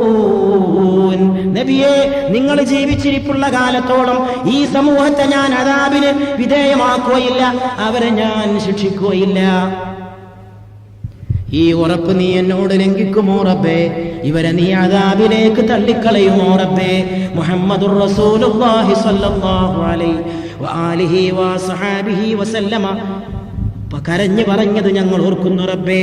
ഒരു സൂര്യഗ്രഹണത്തിന്റെ സന്ദർഭം ഉണ്ടായപ്പോഴേക്ക്, സൂര്യഗ്രഹണം കഴിഞ്ഞു വന്നപ്പോഴോ അവിടുത്തെ ഏകമകനായ ഇബ്രാഹിം വഫാത്തായ ദിവസമാണത്. ആ ഇബ്രാഹിമിന്റെ പുണ്യമാക്കപ്പെട്ട ജഡം അവിടെ വീട്ടിൽ കിടക്കുന്നത് ഞങ്ങൾ ഓർക്കുന്നു റബ്ബേ. ആളുകൾ പറഞ്ഞുവെത്രേ, എന്തോ ഒരു അത്ഭുതമാണ്, നബിയുടെ പൊന്നുമോന്റെ വഫാത്തിൽ സൂര്യൻ പോലും ദുഃഖിക്കുകയാണ്, സൂര്യൻ പോലും ദുഃഖിക്കുകയാണ്, സൂര്യന് പോലും കഥനം വന്നിരിക്കുകയാണ്. അതുകൊണ്ടല്ലേ ഗ്രഹണമുണ്ടായത്. നബി തിരുമേനി പെട്ടെന്ന് മദീനയുടെ മസ്ജിദിലേക്ക് മിമ്പറിൽ കയറിയത്രേ. ജനങ്ങളെ തെറ്റിദ്ധരിക്കരുത്, ജനങ്ങളെ, സൂര്യൻ റബ്ബിന്റെ ദൃഷ്ടാന്തമാണ്, ചന്ദ്രൻ റബ്ബിന്റെ ദൃഷ്ടാന്തമാണ്. അതിന് ഗ്രഹണമുണ്ടാകുന്ന ഒരു വ്യക്തിയുടെ ജന്മവുമായി ബന്ധപ്പെട്ടതല്ല, മരണവുമായിട്ട് ബന്ധപ്പെട്ടതല്ല. അങ്ങ് അല്ലാഹുവേ, നിന്റെ ഹബീബ് എത്ര ഉത്കൃഷ്ടൻ, നിന്റെ ഹബീബ് എത്ര ഉന്നതൻ, നിന്റെ ഹബീബ് എത്ര ശാസ്ത്രത്തിന്റെ യുക്തിചിന്തയുടെ പ്രതിദാതാവ് നിന്റെ ഹബീബായ നബിയല്ലയോ. ഗ്രഹണം ഉണ്ടായപ്പോ കിട്ടിയ ചാൻസിൽ എന്റെ മകന്റേതാണെന്ന് പറയാൻ കിട്ടിയ ചാൻസ് ഉപയോഗപ്പെടുത്തിയില്ല. ലോകത്ത് എത്ര വലിയ നേതാക്കന്മാർ വന്നുപോയി, എത്ര വലിയ ആത്മീയ നായകന്മാർ, പുരോഹിതന്മാർ വന്നുപോയി ചരിത്രത്തിൽ. അവരൊക്കെ കിട്ടിയത് കൊണ്ട് അവരുടെ ആത്മീയത ചരിത്രത്തിൽ നമ്മൾ കാണുന്നു. എത്രയെത്ര മതങ്ങളിൽ, ഇന്ത്യ രാജ്യത്ത് തന്നെ, ഇന്ത്യക്ക് പുറത്ത് തന്നെ, ബാബിലോണിയയിൽ തന്നെ, മെസപ്പൊട്ടേമിയയിൽ തന്നെ ആരൊക്കെ എന്തൊക്കെ പറഞ്ഞു. ഇവിടെ ഇതാ അത്ഭുതമായ ഒരു സംഭവം. നബിയെ, അങ്ങയുടെ മകൻ വഫാത്തായിട്ടാണോ ഗ്രഹണം? അല്ല, അതിനെന്റെ മകന്റെ വഫാത്തുമായിട്ട് ബന്ധമില്ല. ഇവിടെ ഇതാ അത്ഭുതമായ ഒരു സംഭവം. നബിയെ, അങ്ങയുടെ മകൻ വഫാത്തായിട്ടാണോ ഗ്രഹണം? അല്ല, അതിനെന്റെ മകന്റെ വഫാത്തുമായിട്ട് ബന്ധമില്ല. എന്നാൽ മകൻ പോയതിൽ എനിക്ക് ദുഃഖമുണ്ട്. മകന്റെ ശരീരം അവിടെ കിടക്കുമ്പോൾ വീട്ടിലെ ബന്ധുവായ ഒരു സ്ത്രീ കരഞ്ഞു വെത്രേ. കരഞ്ഞത് നബിയുടെ മുമ്പിൽ വെച്ചാണ്. നബി ആ പെൺകുട്ടിയോട് ചോദിച്ചു വെത്രേ, ആരുടെ മുമ്പിലാണ് കരയുന്നതെന്നറിയുമോ? ആരുടെ മുമ്പിലാണ് നീ കരയുന്നതെന്നറിയുമോ പെണ്ണെ? അല്ലാഹുവിന്റെ റസൂലിന്റെ മുമ്പിലാണോ നീ മരണത്തിന്റെ പേരിൽ കരയുന്നത്? മരണത്തിന്റെ പേരിൽ നീ കരയുന്നത് അല്ലാഹുവിന്റെ റസൂലിന്റെ മുമ്പിൽ വെച്ചാണോ എന്ന് മകനായ ഇബ്രാഹീമിന്റെ വഫാത്തിന്റെ വേളയിൽ ആ സഹോദരിയോട് ചോദിച്ചുവത്രേ. മറ്റൊരിക്കൽ ഒരു മകളുടെ നിര്യാണ വേളയിൽ കരഞ്ഞവരോട് ചോദിച്ചുവത്രേ, അല്ലാഹുവിന്റെ റസൂലിന്റെ സാന്നിധ്യത്തിൽ വെച്ചാണോ നിങ്ങൾ കരയുന്നത്? പക്ഷേ മകള് മരണപ്പെട്ട സമയത്ത് ആ ചോദ്യം ഉന്നയിക്കപ്പെട്ടപ്പോൾ കരഞ്ഞ പെൺകുട്ടി ഇത്തിരി ബുദ്ധിയുള്ള വിളവുള്ള കുട്ടിയായതുകൊണ്ട് ആ പൂമുഖത്തേക്ക് നോക്കിക്കൊണ്ട് ചോദിച്ചു, അങ്ങ് അല്ലാഹുവിന്റെ റസൂലാണ്, അങ്ങയുടെ മുമ്പിൽ വെച്ച് മരണത്തിന് കരയുന്നത് എന്റെ തെറ്റാണെങ്കിൽ അങ്ങയുടെ കണ്ണിൽ എന്തുകൊണ്ടാണ് കണ്ണീര്? പിന്നെ അങ്ങ് എന്തിനാണ് കരയുന്നത്?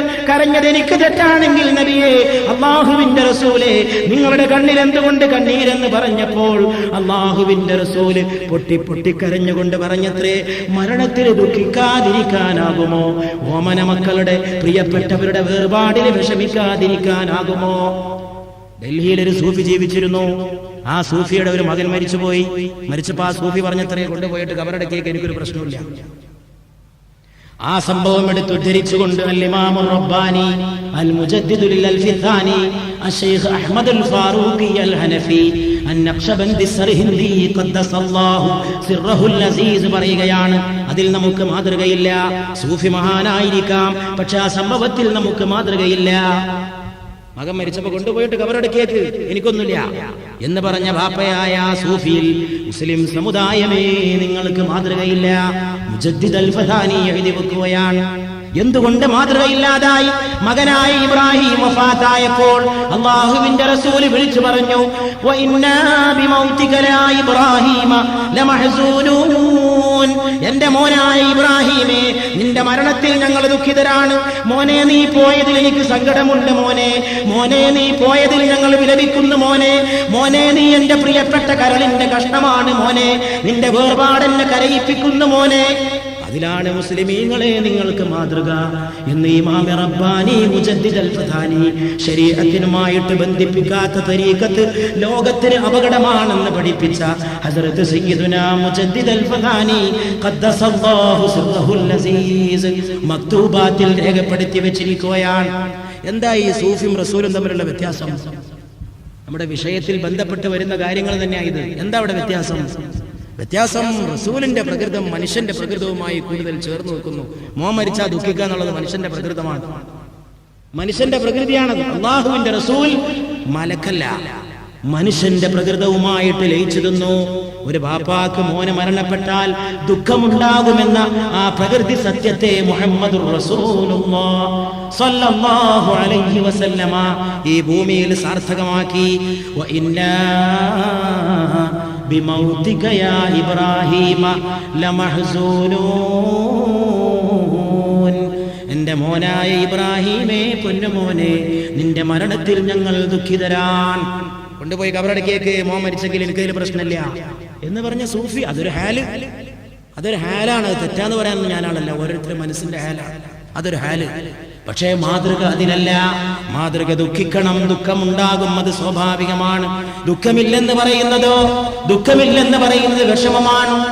എന്തുകൊണ്ടാണ് അങ്ങയുടെ മുമ്പാകെ കരയുന്നത്? എനിക്ക് തെറ്റാണെങ്കിൽ അങ്ങയുടെ കണ്ണിൽ എന്താണ് കണ്ണീരെന്ന് വീട്ടിലെ പെൺകുട്ടി ചോദിച്ചപ്പോൾ അല്ലാഹുവിന്റെ റസൂല് കരഞ്ഞുകൊണ്ട് ആ മുഖത്തേക്ക് നോക്കിക്കൊണ്ട് പറഞ്ഞത്രേ, ഇന്നൽ മുഅ്മിന അല ബികുല്ലി ഖൈരിൻ അലാ കുല്ലി ഹാൽ ഇന്ന നഫ്സഹു തൻസഉ മൻ ബൈനി ജംബൈഹി വഹുവ യഹ്മദുല്ലാഹ തആല. ഏത് അവസ്ഥയിലും മുഅ്മിൻ സന്തോഷവാനാണ്, അവൻ ഖൈറിലാണ്. അവന്റെ കരൾ പറിച്ചെടുത്താൽ, ദുഃഖത്തിന്റെ അവസ്ഥയിൽ ഒരു മുഅ്മിന്റെ കരൾ പറിച്ചെടുത്താൽ, നെഞ്ചിന്റെ കൂട്ടിൽ നിന്ന് ഒരു മുഅ്മിന്റെ ഹൃദയം പറിച്ചെടുത്താൽ നിനക്ക് കാണാം യഹ്മദുല്ലാഹ തആല, അത് അല്ലാഹുവിനെ സ്തുതിക്കുന്നതായിട്ട് നിനക്ക് കാണാമെന്ന് റസൂലുള്ളാഹി സ്വല്ലല്ലാഹു അലൈഹി വആലിഹി വസഹബിഹി വസല്ലമ നമ്മെ പഠിപ്പിച്ചു. ഏത് മനുഷ്യന് ഏത് കാര്യത്തിലും മാതൃകയായി വന്ന റസൂൽ, എല്ലാ വിഷയത്തിലും മനുഷ്യനെ മാതൃക കാണിച്ച റസൂൽ, മരിച്ചാൽ ദുഃഖിക്കുന്ന കാര്യത്തിൽ വരെ മാതൃക കാണിച്ചു തന്ന റസൂല്, ഏത് കാര്യത്തിലും റഹ്മത്തായ റസൂല്. റഹ്മത്ത് ഭീ വഹി റഹ്മത്തെ ആലം ഭീ വഹി ഹേ. റഹ്മത്തും അവരാണ്, ലോകത്തിന്റെ റഹ്മത്തും അവരാണ്.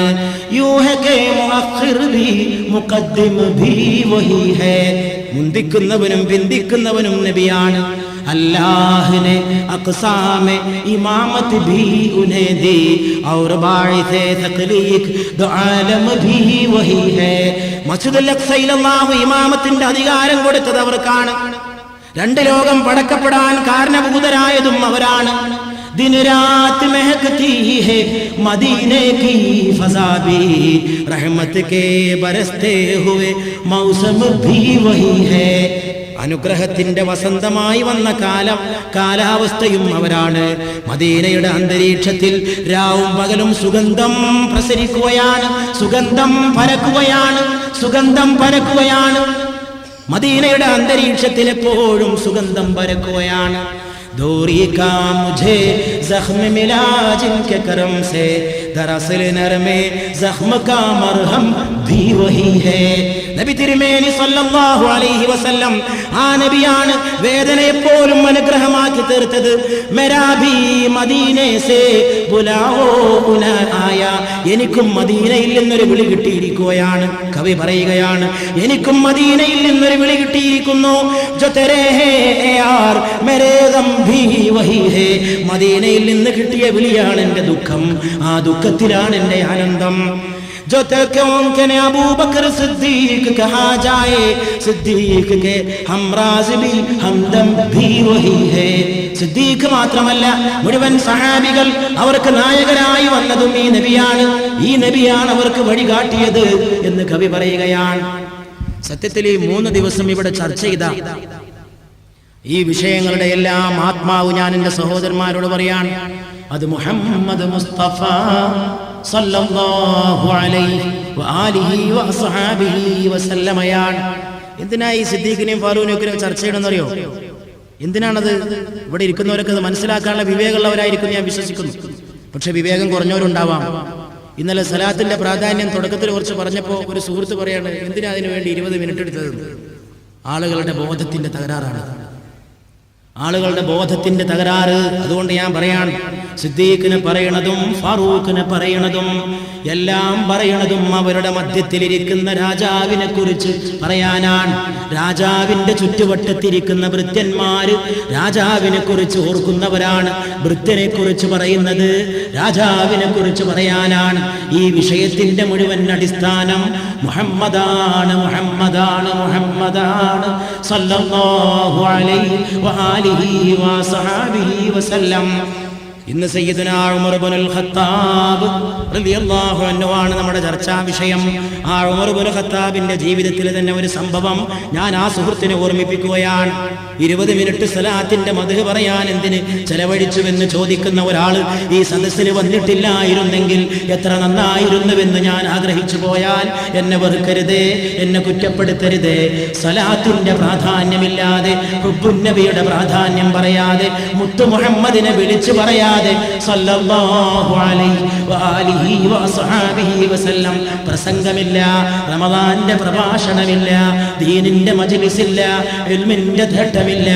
എല്ലാം ചെന്ന് മുട്ടി നിൽക്കുന്നത് മുഹമ്മദുൻ അഷ്റഫുൽ അറാബി വൽ അജമി, മുഹമ്മദുൻ ഖൈറു മൻ യംശി അലാ ഖദമി, മുഹമ്മദുൻ സിനതു ദുനിയാ വബഹജതുഹാ, മുഹമ്മദുൻ കാശിഫുൽ ഉമ്മാതി വൽദുലമി, മുഹമ്മദുൻ ദിക്റുഹു റൂഹുൻ ലിഅൻഫുസിനാ, മുഹമ്മദുൻ ശുക്റുഹു ഫർദുൻ അലൽ ഉമമി. ഞാൻ ഈ വിഷയത്തിന്റെ പ്രധാനപ്പെട്ട കാതലായി ഈ കാര്യം ഈ സദസ്സിന്റെ മുമ്പാകെ വെക്കുകയാണ്. ആരാണ് മുഹമ്മദ് എന്നറിയുമോ? സല്ലല്ലാഹു അലൈഹി വസല്ലം. മുഹമ്മദിനെ ഓർക്കൽ ഞങ്ങളുടെ റൂഹുകൾക്ക്, ഞങ്ങളുടെ റൂഹിന് അതിന്റെ ആനന്ദമാണ്. ആ ആനന്ദമാണ് നബിയെ ഓർക്കൽ. നബിയെ ഓർത്തില്ലെങ്കിൽ റൂഹിന് ആനന്ദമില്ല. സിദ്ദീഖിനെ ഉമർ ഫാറൂഖിനെയൊക്കെ ചർച്ച ചെയ്യുമ്പോൾ സിദ്ദീഖിന്റെയും ഫാറൂഖിന്റെയും കഥ പറയാനെന്ന് വിചാരിച്ചോ?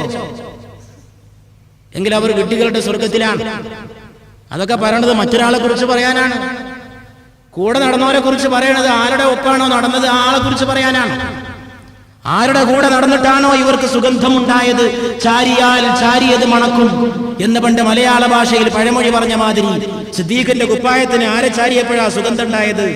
ആളെ പറയാതെ എന്ത് സിദ്ദീഖ്, എന്ത് ഫാറൂഖ്, എന്ത് ഉസ്മാനുൽ ഗനി, എന്ത് ഹൈദറുൽ ഖറാർ റളിയല്ലാഹു തആല അൻ കുല്ലി വാഹിദിൻ മിൻഹും അജ്മഈൻ.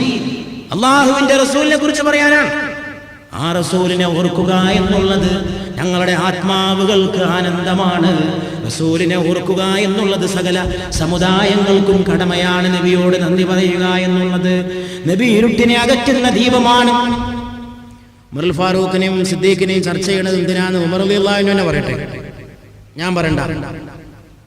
ഉമർ റളിയല്ലാഹു അൻഹു പറയട്ടെ, അവരെ കുറിച്ച് ചർച്ച ചെയ്യേണ്ട ആവശ്യം എന്താണ്? ഒരു ദിവസം സഹാബികൾ ഒന്നിച്ചിരിക്കുമ്പോ ഉമർ റളിയല്ലാഹു അൻഹുവിന്റെ ചുറ്റുവട്ടത്തും സഹാബികളുണ്ട്. ഉമർ റളിയല്ലാഹു അൻഹു പറഞ്ഞു, നിങ്ങളൊക്കെ ആഗ്രഹം പറയുന്നു. ഓരോ മനുഷ്യനും മനസ്സിലൊരോ മോഹം ഉണ്ടാവുമല്ലോ, പറ. ആ സഹാബി പറഞ്ഞു, എനിക്കൊരു ആഗ്രഹമുണ്ട്, എനിക്ക് ഇൽമുണ്ടാകണം, ധാരാളം അറിവുണ്ടാകണം. ആ ഇൽമു കൊണ്ട് ദീനിന് സേവനം ചെയ്യണം. എന്റെ ഇൽമു കൊണ്ട് പരിശുദ്ധ ദീനുൽ ഇസ്ലാമിന് സേവനം ചെയ്യണം. ആ ഇൽമിനെ ആളുകൾക്ക് എത്തിച്ചു കൊടുക്കണം. ഉമർ റളിയല്ലാഹു അൻഹു പറഞ്ഞു, നല്ല ആഗ്രഹമായിരിക്കണം. വേറെ ആളോട് പറഞ്ഞു, ഇനി നിങ്ങൾ ആഗ്രഹം പറയും. മൂന്നാമനായ സഹാബി പറഞ്ഞു, അമീറുൽ മുഅ്മിനീൻ, എന്റെ ആഗ്രഹം എനിക്ക് പടക്കളത്തിൽ ഷഹീദാകണം, ഷഹീദാകണം. അങ്ങനെ വിചാരണ കൂടാതെ എനിക്ക് സ്വർഗത്തിൽ പ്രവേശിക്കണം. അതാണ് എന്റെ ആഗ്രഹമെന്ന് മൂന്നാളും കൂടി ചോദിച്ചു. ഞങ്ങളോട് ആഗ്രഹം പറയുന്ന ഉമറേ, അമീറുൽ മുഅ്മിനീനെ, അങ്ങയുടെ ആഗ്രഹവും കേൾക്കാൻ ഞങ്ങൾ ആഗ്രഹിക്കുകയാണ്. ഉമർ റളിയല്ലാഹു അൻഹു പറയുകയാണ്, എന്റെ ആഗ്രഹം ചെറുതാണ്, പക്ഷേ എന്റെ ആഗ്രഹം വലുതാണ്. എനിക്ക് സൽമാനെ പോലെയുള്ള സഹാബികളുടെ കൂടെ ഇരിക്കണം. എനിക്ക് ബിലാലിനെ പോലെയുള്ള സഹാബികളുടെ കൂടെ ഇരിക്കണം. എന്തുകൊണ്ടാണ് സൽമാനോടും ബിലാലിനോടും പ്രത്യേക ഇഷ്ടം? അവരെ രണ്ടുപേരെയും എന്റെ ഹബീബായ നബി മുഹമ്മദ് മുസ്തഫ സല്ലല്ലാഹു അലൈഹി വആലിഹി വസഹബിഹി വസല്ലമ കൂടുതൽ ഇഷ്ടപ്പെട്ടിരുന്നു. ബിലാലിനോട് വലിയ സ്നേഹമായിരുന്നു, സൽമാനോട് വലിയ സ്നേഹമായിരുന്നു. അവരിങ്ങനെ എൻ്റെ കൂടെ എപ്പോഴും ഉണ്ടായാൽ അവരെ സ്നേഹിച്ച ഹബീബിന്റെ സ്നേഹം എനിക്ക് കിട്ടുമല്ലോ. സല്ലല്ലാഹു അലാ മുഹമ്മദ് സല്ലല്ലാഹു അലൈഹി വസല്ലം, സല്ലല്ലാഹു അലാ മുഹമ്മദ് സല്ലല്ലാഹു അലൈഹി വസല്ലം, അല്ലാഹുമ്മ സല്ലി അലാ മുഹമ്മദ് യാ റബ്ബി സല്ലി അലൈഹി വസല്ലം. വേണമെങ്കിൽ വിഷയമൊക്കെ മാറ്റി വെച്ചിട്ടേ തീരോളം സലാത്തിന്റെ വിധി പറയും. 20 മിനിറ്റ് അല്ല 200 മിനിറ്റ് പറയും. എല്ലാ വിഷയവും മാറ്റി കൊന്നിട്ട് സലാത്ത് തന്നെ പറയും. അതുകൊണ്ട് അമ്മാതിരി അബദ്ധമുള്ള വർത്താനങ്ങൾ പറയരുത്. 20 മിനിറ്റ് സലാത്തിൻ്റെ പറയാൻ എന്തിനാ ചെലവഴിച്ചെന്ന് പറയരുത്. ആ മാതിരിയുള്ള പറച്ചിൽ നിന്നാണ് അധപതനത്തിന്റെ തുടക്കം എന്ന് മനസ്സിലാക്കുക. സമുദായത്തിന്റെ അത്താണി അവിടെ വെച്ചിട്ട് ഇല്ലാതാവുക എന്ന് മനസ്സിലാക്കുക. സമുദായത്തെ സമുദായമായിട്ട് താങ്ങി നിർത്തുന്ന വികാരം മുഹമ്മദീയ വികാരമാണ്. സല്ലല്ലാഹു അലൈഹി വആലിഹി വസഹബിഹി വസല്ലം. അതുകൊണ്ട് പോയിട്ട് കളഞ്ഞു കുളിക്കരുത് എന്ന് മനസ്സിലാക്കുക. അതുകൊണ്ട് റസൂലുള്ളാഹി സ്വല്ലല്ലാഹു അലൈഹി വആലിഹി വസഹബിഹി വസല്ലം എല്ലാവരും ഉച്ചത്തിൽ സ്വലാത്ത് ചൊല്ലിയാ കൊള്ളാം. നബിയുടെ പേര് കേൾക്കുമ്പോൾ ആ വിശുദ്ധമായിട്ടുള്ള വ്യക്തിത്വത്തെ ഓർക്കാൻ, അതിനാണ് ഫാറൂഖ്, അതിനാണ് സിദ്ദീഖ്. അവരെ കുറിച്ചെല്ലാം ഓർക്കുന്നത് അവരുടെ നായകനെ കുറിച്ച് ഓർക്കാനാണ്. അല്ലാമാ ഇക്ബാൽ 2 വരിയിൽ ആ സംഗതി പറഞ്ഞിട്ടുണ്ട്. कि मोहम्मद से वफा तूने तो हम तेरे हैं, कि मोहम्मद से वफा तूने तो हम तेरे हैं, जहान चीज है क्या लौह कलम तेरे हैं. അല്ലാമാ ഇക്ബാൽ പറയാണ്, അല്ലാഹു പറയുന്നതായിട്ട് അല്ലാഹു മുസ്ലിം സമുദായത്തോട് പറയാണ്, കി മുഹമ്മദ് സേ വഫാ തൂനെ, നിനക്ക് മുഹമ്മദിനോട് കൂറുണ്ടോ? तो हम तेरे हैं, ഞാൻ നിന്റെ കൂടെ നിന്നോളാം, ഞാൻ നിന്റെ ആളാണ്. പഠിച്ചോൻ പറയാണ്, മുഅ്മിനെ, എന്റെ നബിയോട് നിനക്ക് കൂറുണ്ടോ? എന്നാ ഞാൻ നിന്റെ ആളാണ്, നീ ചോദിച്ചതൊക്കെ തരാം. ജഹാൻ ചീസ് ഹെ ക്യാ, ഈ ലോകം മുഴുവൻ നിനക്ക് തരാം, നീ എന്റെ നബിയോട് കൂറ് പുലർത്തുകയാണെങ്കിൽ. പക്ഷെ ലോകത്തിൽ എന്തിരിക്കണ്, അതിലപ്പുറം തരാ. ലൗഹ കലം തരേ ഹെ, ലൗഹുൽ മഹ്ഫൂദും, വിശുദ്ധ കലമും നിനക്കുള്ളതാണ്. പക്ഷെ ഒരു കണ്ടീഷൻ, എനിക്ക് എന്റെ നബിയോട് കൂറുണ്ടോ? ഇക്ബാൽ ഒരു പുസ്തകം എഴുതി, അതിന്റെ പേര് ഷിക്വ എന്നാണ്. ഷിക്വ എന്ന് പറഞ്ഞാൽ ആവലാതി. മുസ്ലിം സമുദായത്തിന്റെ പരാധീനതകളെ കുറിച്ച് ഇക്ബാൽ എന്ന മുസ്ലിം സമൂഹത്തിന്റെയും ഈ ലോകത്തിന്റെയും മഹാകവി അള്ളാഹുവിനോട് പരാതി പറയാണ്. പഠിച്ചോനെ, ഞങ്ങൾ ആപത്തിലായി, ഞങ്ങൾ പിന്നോക്കമായി, ഞങ്ങൾക്ക് ഇടങ്ങാറായി, ഞങ്ങൾക്ക് കഷ്ടപ്പാടായി, ഞങ്ങൾക്ക് വിഷമങ്ങളായി, പ്രയാസങ്ങളായി, ഞങ്ങൾക്ക് അധപതനമായി. അതങ്ങോട്ട് എഴുതി ഇക്ബാൽ എന്നിട്ട് വീട്ടിൽ പോയിട്ട് മിണ്ടാതിരുന്നു. ലോകമങ്ങോളം ആ കവിത ചർച്ച ചെയ്യപ്പെട്ടു. ശിക്വ അത് ഇംഗ്ലീഷിലേക്ക് പരിഭാഷപ്പെടുത്തി, അറബിയിലേക്ക് പരിഭാഷപ്പെടുത്തി. അറബികൾ അത് കേട്ടിട്ട് കരഞ്ഞോണ്ട് പാടി, ഇംഗ്ലീഷുകാരത് കൊണ്ടാടി, മറ്റു സകല ഭാഷകളിലും അതിന്റെ പരിഭാഷ വന്നു. എന്നിട്ടൊന്നും ഇക്ബാൽ ഒരു മിണ്ടാട്ടുമില്ല. 2 കൊല്ലം കഴിഞ്ഞപ്പോ ഇക്ബാൽ എഴുതി ജവാബേ ശിക്വ, ആവലാദിക്ക് മറുപടി. ആവലാദിക്ക് മറുപടി. മുസ്ലിം സമൂഹത്തിന്റെ പ്രശ്നങ്ങളെ കുറിച്ച് അള്ളാഹുവിനോട് നടത്തിയ ആവലാദി, അതാണ് ശിക്വ.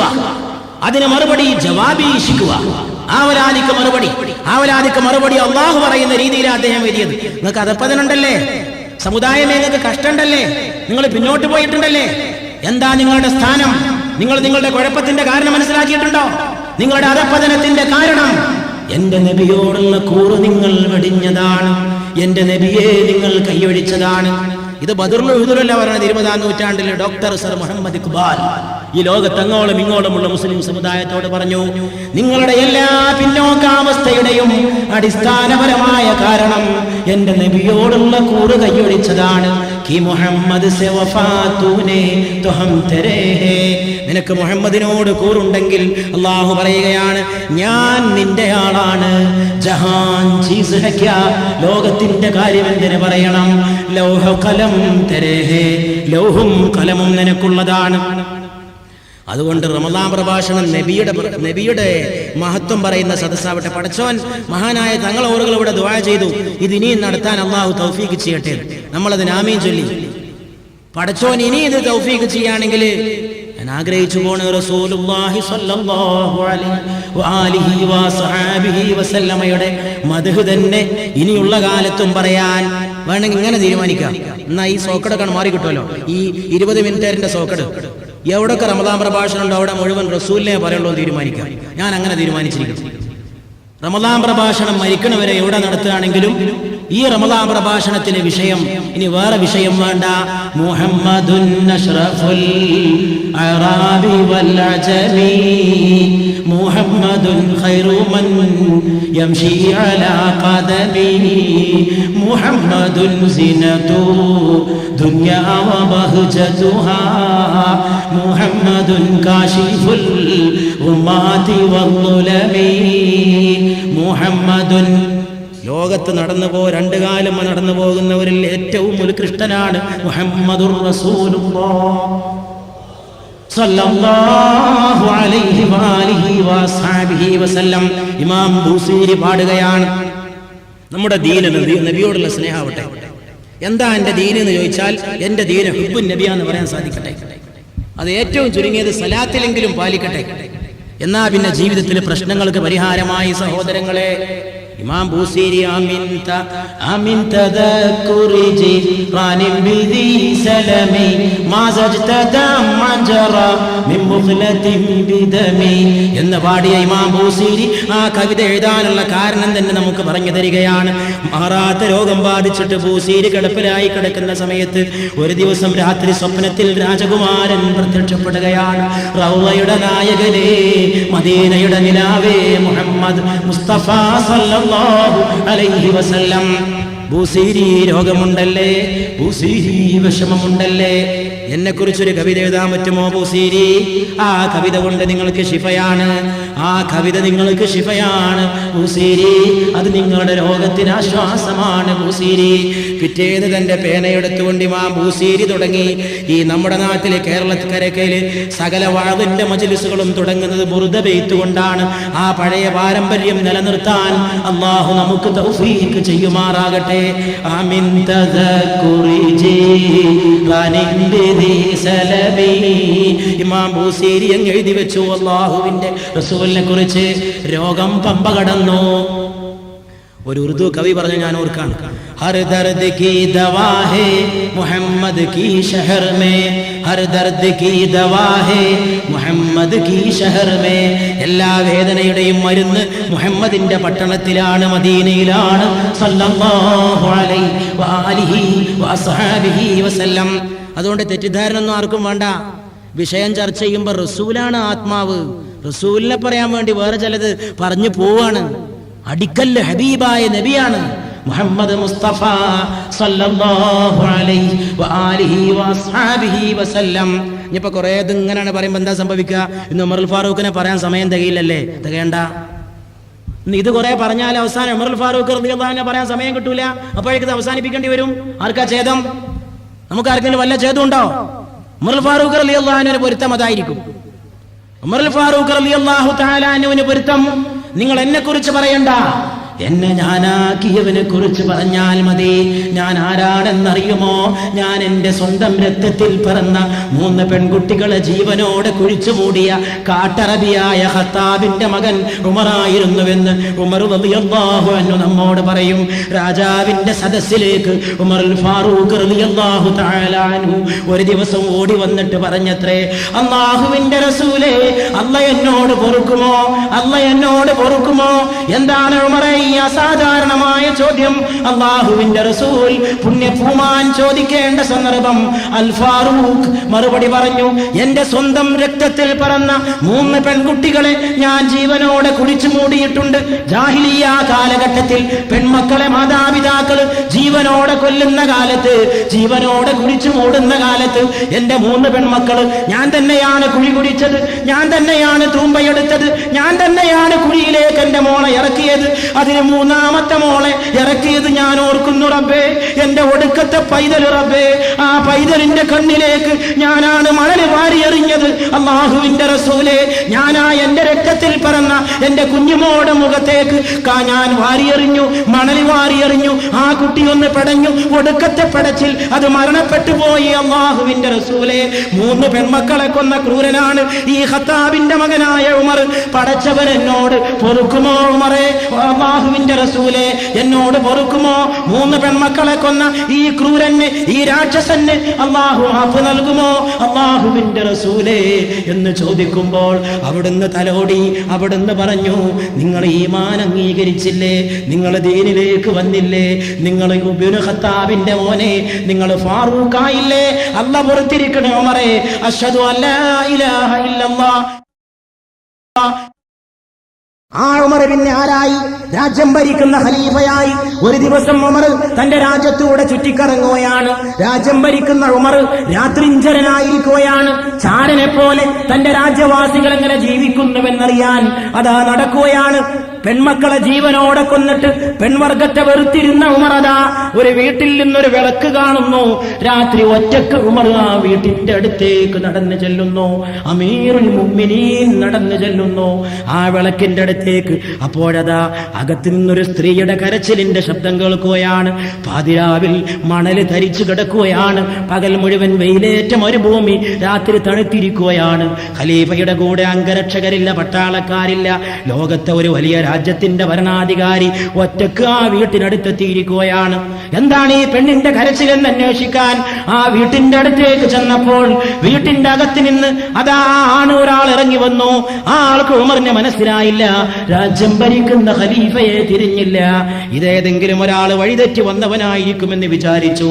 ഖലീഫ പറഞ്ഞു, അസ്സലാമു അലൈക്കും. വഅലൈക്കുമുസ്സലാം. ആ സഹോദരൻ സലാം മടക്കി. എന്താ സഹോദരാ വിഷമം? ആരാ നിങ്ങളുടെ വീട്ടിൽ കരയണത്? ഈ സഹോദരൻ പറഞ്ഞു, അതെന്റെ ഭാര്യ പ്രസവ വേദന കൊണ്ട് പുളയുകയാണ്. അവൾക്കിതാ ഒരു പേറ്റിച്ചിയില്ല, ഇവിടെ ഒരു നഴ്സില്ല, ഒരു പെണ്ണ് പോലും എന്റെ വീട്ടിലില്ല. ആരെയെങ്കിലും കൊണ്ടുവരാൻ ഞാൻ പോയാൽ എന്റെ ഭാര്യയുടെ ഗതി എന്താകും? പ്രസവ വേദനയാണ്, പ്രസവ വേദനയാണ്. രാത്രി വഴിതെറ്റി വന്ന യാത്രക്കാരനാണെന്ന് ആ സഹോദരൻ ധരിച്ച ഉമറുൽ ഫാറൂഖ് റളിയല്ലാഹു അൻഹു പറഞ്ഞു, നിങ്ങൾ ഇവിടെ നിൽക്ക്, ഞാനിപ്പോ പോയിട്ട് വരാം. ഉമർ റളിയല്ലാഹു അൻഹു വീട്ടിൽ തിരിച്ചെത്തി. രാത്രി കിടന്നുറങ്ങുന്ന തന്റെ പ്രിയപ്പെട്ട ഭാര്യയുടെ വാതിലിൽ മുട്ടി, സഹധർമ്മിണി, ഉണരുക പെണ്ണേ, ഉണരുക. രാജ്യം ഭരിക്കുന്ന ഖലീഫയുടെ ഭാര്യ അതാ രാത്രി ഉണർത്തുകയാണ്. നിദ്രയായിട്ട്, ഏത് നിദ്രയിൽ? മണിമെത്തയിൽ നിദ്ര കൊള്ളേണ്ട രാജ്യം ഭരിക്കുന്ന ഭരണാധികാരിയുടെ പത്നിയെ വിളിച്ചുണർത്തുന്നു. എന്താണ് അമീറുൽ മുഅ്മിനീൻ? ഭാര്യ ചോദിക്കുന്നു ഉമറിനോട്, അങ്ങേക്ക് എന്ത് പറ്റി? എന്തിനായി ആ സമയത്ത് എന്നെ ഉണർത്തിയത്? പെണ്ണെ, ഞാൻ ഭരിക്കുന്ന രാജ്യത്ത് ഒരു പാവപ്പെട്ട പെണ്ണ് പ്രസവ വേദന കൊണ്ട് പുളയുമ്പോൾ നീ പുതപ്പെട്ടുറങ്ങുകയാണോ പെണ്ണെ?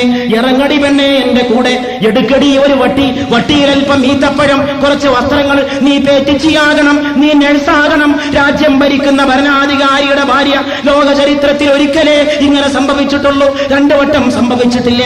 അമേരിക്കയിൽ ഉണ്ടായിട്ടില്ല, റഷ്യയിൽ ഉണ്ടായിട്ടില്ല. ഏകാധിപതികൾ, ജനാധിപത്യത്തിന്റെ നേതാക്കന്മാർ പലരെയും ഈ ഭൂമി കണ്ടു. ഇങ്ങനെ ഒരാളെ ഭൂമി പിന്നെ കണ്ടിട്ടില്ല, അതിനു മുമ്പും കണ്ടിട്ടില്ല. തന്റെ രാജ്യത്തിലെ ഒരു നാടൻ പെണ്ണിന്റെ പേരെടുക്കാൻ രാജ്യം ഭരിക്കുന്ന ഭരണാധികാരി തന്റെ പ്രിയപ്പെട്ട പത്നിയെ ഇറക്കിക്കൊണ്ടു പോവുകയാണ്. ആ വീട്ടിലെ കഥ ഈ രാത്രിഞ്ചരൻ തിരിച്ചു വരുന്നു, തന്റെ പ്രിയപ്പെട്ട ഭാര്യയെ കൂട്ടിക്കൊണ്ട് തിരിച്ചു വരുന്നു. ആ വീട്ടിലെ സഹോദരൻ ഓർത്തുപോയി, ഇയാൾ ആരാണ്? വഴിതെറ്റി വന്ന ഈ യാത്രക്കാരൻ ആരാണ്? വഴിതെറ്റി വന്ന ഈ യാത്രക്കാരനിതാ തന്റെ ഭാര്യയെ കൊണ്ടുവന്നിരിക്കുന്നു, എന്റെ പെണ്ണിന്റെ പ്രസവം എടുക്കാൻ. ഖലീഫയുടെ ഭാര്യ അകത്തേക്ക് പോയി പ്രസവത്തിന്റെ ശുശ്രൂഷകൾ നടത്തുമ്പോൾ അമീറുൽ മുഅ്മിനീൻ 2 കയ്യും കെട്ടി വീട്ടിന്റെ ഉമ്മറത്ത് കാവലിരിക്കുകയാണ്. ഒരു നാടൻ പെണ്ണിന്റെ പേരിന് കാവലിരിക്കുകയാണ്. ഈ ഉമറിനെ കണ്ടിട്ടാണ് പേർഷ്യൻ കൊട്ടാരം വറകൊണ്ടത്. ഈ ഉമറിനെയാണ് പേർഷ്യക്കാർ ഭയപ്പെട്ടത്. ഈ ഉമറിന്റെ നാവിലാണ് സത്യമുണ്ട് സത്യമുണ്ട് എന്ന് അല്ലാഹുവിന്റെ റസൂൽ വിളിച്ചു പറഞ്ഞത്. ആ ഫാറൂഖിനെ കുറിച്ചാണ് ഇന്ത്യയുടെ രാഷ്ട്രപിതാവ് മഹാത്മാഗാന്ധി പറഞ്ഞത്. ഞാൻ എന്റെ രാജ്യമായ ഭാരതത്തിന് ആഗ്രഹിക്കുന്ന ഭരണം ഖലീഫ ഉമറിന്റെ ഭരണമാണ്. അവിടെ നീതി ഉണ്ടാകും, അവിടെ ജനാധിപത്യം ഉണ്ടാകും, അവിടെ സ്വജനപക്ഷപാതമില്ല, അവിടെ അഴിമതിയില്ല, അവിടെ ഏറ്റവും നല്ല സമത്വം ഉണ്ടാകും, അവിടെ സത്യം പുലരും. ആ ഉമർ കാവൽ നിൽക്കുകയാണ്. അസ്വസ്ഥനായിട്ട് ഉമർ വിരല് കടിച്ചിട്ട് വരാന്തയിലൂടെ ഉലാത്തുകയാണ്. ഈ പെണ്ണിന് എന്തെങ്കിലും പറ്റാതിരിക്കട്ടെ, എന്റെ ഈ പാവപ്പെട്ട സഹോദരി സുന്ദരമായിട്ട് പ്രസവിക്കട്ടെ. അപ്പോൾ അകത്തു നിന്നൊരു കുഞ്ഞിന്റെ കരച്ചിൽ കേൾക്കുകയാണ്. ഉടൻ തന്നെ അകത്തുള്ള പേറ്റിച്ചിയാരാണ്? രാജ്യം ഭരിക്കുന്ന ഭരണാധികാരിയുടെ സഹധർമ്മിണിയാണ്. ആ പെൺകുട്ടി രാജ്യം ഭരിക്കുന്ന ഭരണാധികാരിയുടെ ഭാര്യ വിളിച്ചു പറയുകയാണ്, അമീറുൽ മുഅ്മിനീൻ, നിങ്ങളുടെ സഹോദരനെ സന്തോഷ വാർത്ത അറിയിക്കുക, കുട്ടിയാണാണ്. അത് കേട്ടപ്പോ പുറത്ത് നിൽക്കുന്ന ഭർത്താവ് ഞെട്ടിത്തെറിച്ചു പോയി. എന്താണ് ഈ കേട്ടത്?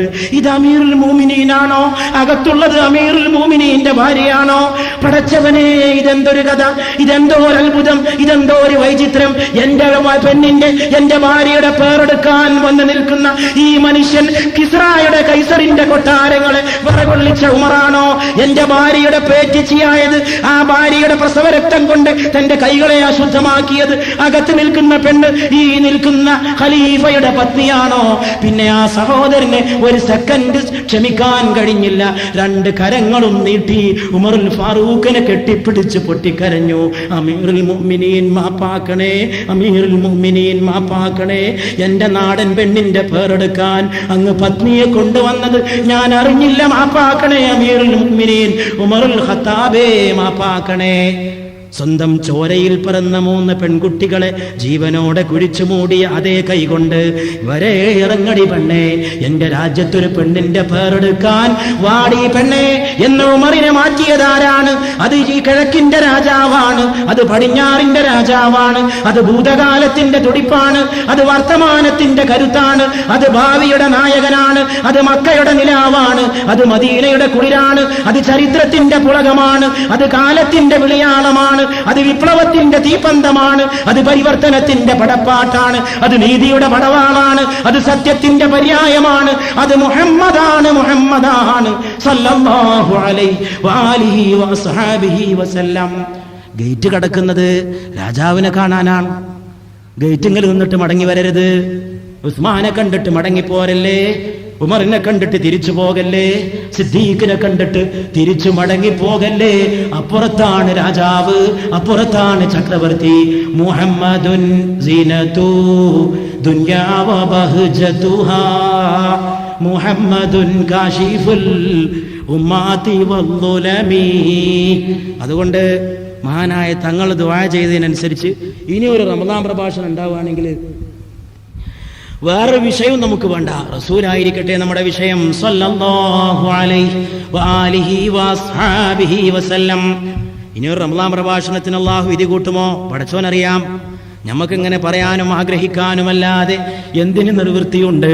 ഇന്നലെ കണ്ടവനെ ഇന്ന് കാണാത്ത ഈ ലോകത്ത് കഴിഞ്ഞ റമദാനിൽ നോമ്പ് തുറന്ന് കൈപിടിച്ച് സലാം ചൊല്ലി പിരിഞ്ഞവന്റെ കബറങ്ങ പോയിട്ട് ഇക്കൊല്ലം സലാം ചൊല്ലേണ്ടി വരുന്ന ഈ കാലത്ത് നോമ്പ് തുറക്കാൻ ക്ഷണിച്ച ആളെ ഇക്കൊല്ലം ഖബറിന്റെ അടിയിൽ പോയിട്ട് നോമ്പ് തുറന്നിട്ട് കൈ തുടച്ച് മടങ്ങുമ്പോ അസ്സലാമു അലൈക്കും എന്ന് ചൊല്ലിയ ആളോട് ഇക്കൊല്ലം റമദാനിൽ ചെന്നിട്ട് അസ്സലാമു അലൈക്കും യാ അഹ്ലദ്ദിയാറി മിനൽ മുഅ്മിനീൻ, ഖബറിൽ കിടക്കുന്ന മുഅ്മിനീങ്ങളെ നിങ്ങൾക്ക് സലാം എന്ന് ചൊല്ലേണ്ട അവസ്ഥയല്ലയോ റബ്ബുൽ ആലമീനെ നീ ഞങ്ങൾക്ക് തന്നത്?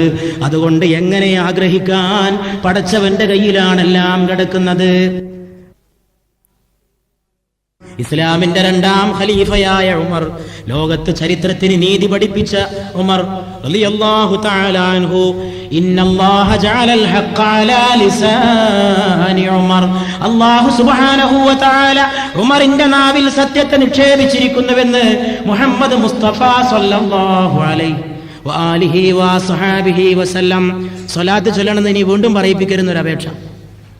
ലൗ കാന ബഅദി നബിയ്യൻ ലകാന ഉമർ ഇബ്നുൽ ഖത്താബ്, എനിക്ക് ശേഷം ഒരു നബി ഉണ്ടാകുമായിരുന്നെങ്കിൽ അത് ഉമർ ഇബ്നുൽ ഖത്താബ് ആകുമായിരുന്നുവെന്ന് സയ്യിദുനാ വ നബിയുനാ മുഹമ്മദുർ റസൂലുള്ളാഹ് സ്വല്ലല്ലാഹു അലൈഹി വസല്ലം. ഖാദിയാനിന്റെ അടവ് അതിലും പൊളിഞ്ഞ്, എനിക്ക് ശേഷം ഒരു നബി ഉണ്ടാകുമായിരുന്നെങ്കിൽ അത് ഉമർ ഇബ്നുൽ ഖത്താബ് ആകുമായിരുന്നു. വേറെ എത്രയോ ഹദീസുകളിൽ അന്ത്യപ്രവാചകൻ എന്ന് വരുന്നുണ്ട്. എന്നിട്ടും മലപ്പുറം ജില്ലയുടെ മുഖ്യമൂലകളിൽ ചിലർക്ക് ഖാദിയാനിസത്തോട് താല്പര്യം. ഏതെങ്കിലും ഒരു മുതലാളി എവിടെയെങ്കിലും ഒരു വീടെടുക്കുക, ആ മുതലാളി പണം കൊടുക്കുക, എന്നിട്ട് ഖാദിയാനിസം പ്രചരിപ്പിക്കുക, കുഫ്ർ പ്രചരിപ്പിക്കുക. അല്ലാഹു സുബ്ഹാനഹു വ തആല മുഹമ്മദ് നബിക്ക് ശേഷം സല്ലല്ലാഹു അലൈഹി വസല്ലം മറ്റൊരാളെ പ്രവാചകനായി സ്വീകരിക്കുന്ന നിർഭാഗ്യത്തിൽ നിന്ന്, അധപ്പതനത്തിൽ നിന്ന്, അർത്ഥശൂന്യതയിൽ നിന്ന്, നാണക്കേടിൽ നിന്ന് അഭിമാനികളായ നമ്മളെ കാത്തുരക്ഷിക്കുമാറാകട്ടെ എന്ന് നമ്മൾ ദുആ ചെയ്യാം. മൗലാനാ സയ്യിദ് അബുൽ ഹസൻ അലി നദവി, ലോക മുസ്ലിം പണ്ഡിതൻ, കേരളത്തിലെ മുസ്ലിമീങ്ങളോട് പറയാൻ ഈ എളിയവനെ ഏൽപ്പിച്ച ഒരു വസിയത്ത് ഞാൻ ഈ വലിയ സദസ്സിൽ വെച്ച് നിർവഹിക്കുകയാണ്. മംഗലാപുരത്ത് വെച്ച് ഒരിക്കൽ മൗലാന അബുൽ ഹസൻ അലി നദവി സാഹിബ് എന്നോട് പറഞ്ഞു, കേരളത്തിന്റെ ചില മുക്കുമൂലകളിൽ ഖാദിയാനിസം പ്രചാരം നേടുന്നുണ്ട്. കിട്ടാവുന്ന സന്ദർഭങ്ങളിൽ അതിനെതിരെ ജനങ്ങൾക്ക് പറഞ്ഞു കൊടുക്കണം. ഖാദിയാനിസം കുഫ്റാണ് എന്ന് ആളുകളെ ബോധ്യപ്പെടുത്തണം. മറ്റുള്ള കുഫറിനേക്കാൾ അപകടമുള്ള കുഫറാണിത്. തൊപ്പിയിട്ട കുഫർ, താടി വെച്ച കുഫർ, പള്ളിയുണ്ടാക്കുന്ന കുഫർ, മിനാരമുണ്ടാക്കുന്ന കുഫർ, കുബ്ബയുണ്ടാക്കുന്ന കുഫർ, പെട്ടെന്ന് കണ്ടാൽ തിരിച്ചറിയാൻ പ്രയാസമുള്ള കുഫർ. അതുകൊണ്ട് സമുദായത്തെ ഈ കാര്യത്തിൽ ബോധവൽക്കരിക്കണം എന്ന് അദ്ദേഹം പറഞ്ഞത് ഞാൻ ഓർത്തു പോവുകയാണ്. അല്ലാഹു സുബ്ഹാനഹു വ തആല ആ അബദ്ധത്തിൽ നിന്ന് നമ്മളെ കാത്തു രക്ഷിക്കുമാറാകട്ടെ എന്ന് ഞാൻ എൻ്റെ സഹോദരന്മാരുടെ മുമ്പാകെ വിനയസമേതം പ്രാർത്ഥിക്കുകയാണ്. അതുകൊണ്ട് റസൂലുള്ളാഹി സ്വല്ലല്ലാഹു അലൈഹി വആലിഹി വഅസ്ഹാബിഹി വസല്ലമ ദുആ ചെയ്തു, ഞാനെങ്ങാൻ ഒരു നബിയെങ്ങാനും എൻ്റെ കാലശേഷം ഉണ്ടാകുമായിരുന്നുവെങ്കിൽ അത് മുഹമ്മദ് മുസ്തഫ സ്വല്ലല്ലാഹു അലൈഹി വസല്ലമക്ക് ശേഷം ഒരു നബിക്ക് സാധ്യതയുണ്ടാകുമായിരുന്നുവെങ്കിൽ അത് സയ്യിദുനാ ഉമർ ഇബ്നുൽ ഖത്താബ് റളിയല്ലാഹു തആല അൻഹു ആകുമായിരുന്നു. ഇനി ഇതിനേക്കാളും വലിയ ഒരു ബിരുദം, ഇതിനേക്കാളും വലിയ ഒരു അംഗീകാരം ഉമറിന് വേറെ വേണോ? എനിക്ക് ശേഷം അള്ളാഹു ഒരു നബി അയക്കാൻ തീരുമാനിക്കുകയാണെങ്കിൽ അത് ഉമറാകുമായിരുന്നു. ഒരു നബി ആകാനുള്ള യോഗ്യത ഒക്കെ ഈ മനുഷ്യന് തികഞ്ഞിട്ടുണ്ട് റളിയല്ലാഹു തആല അൻഹു. അവിടെ വെച്ച് അവസാനിപ്പിക്കണം ഉമർ റളിയല്ലാഹുവിനെ കുറിച്ചുള്ള എല്ലാ വർത്താനങ്ങളും. പിന്നൊന്നും പറയരുത്, എല്ലാം അവിടെ അവസാനിക്കണം. ഇത് ഗുളികയാണ്. എല്ലാ മരുന്നും കൂടിയും ആറ്റി കുറുക്കിണ്ടാക്കിയ ഒറ്റമൂലിക.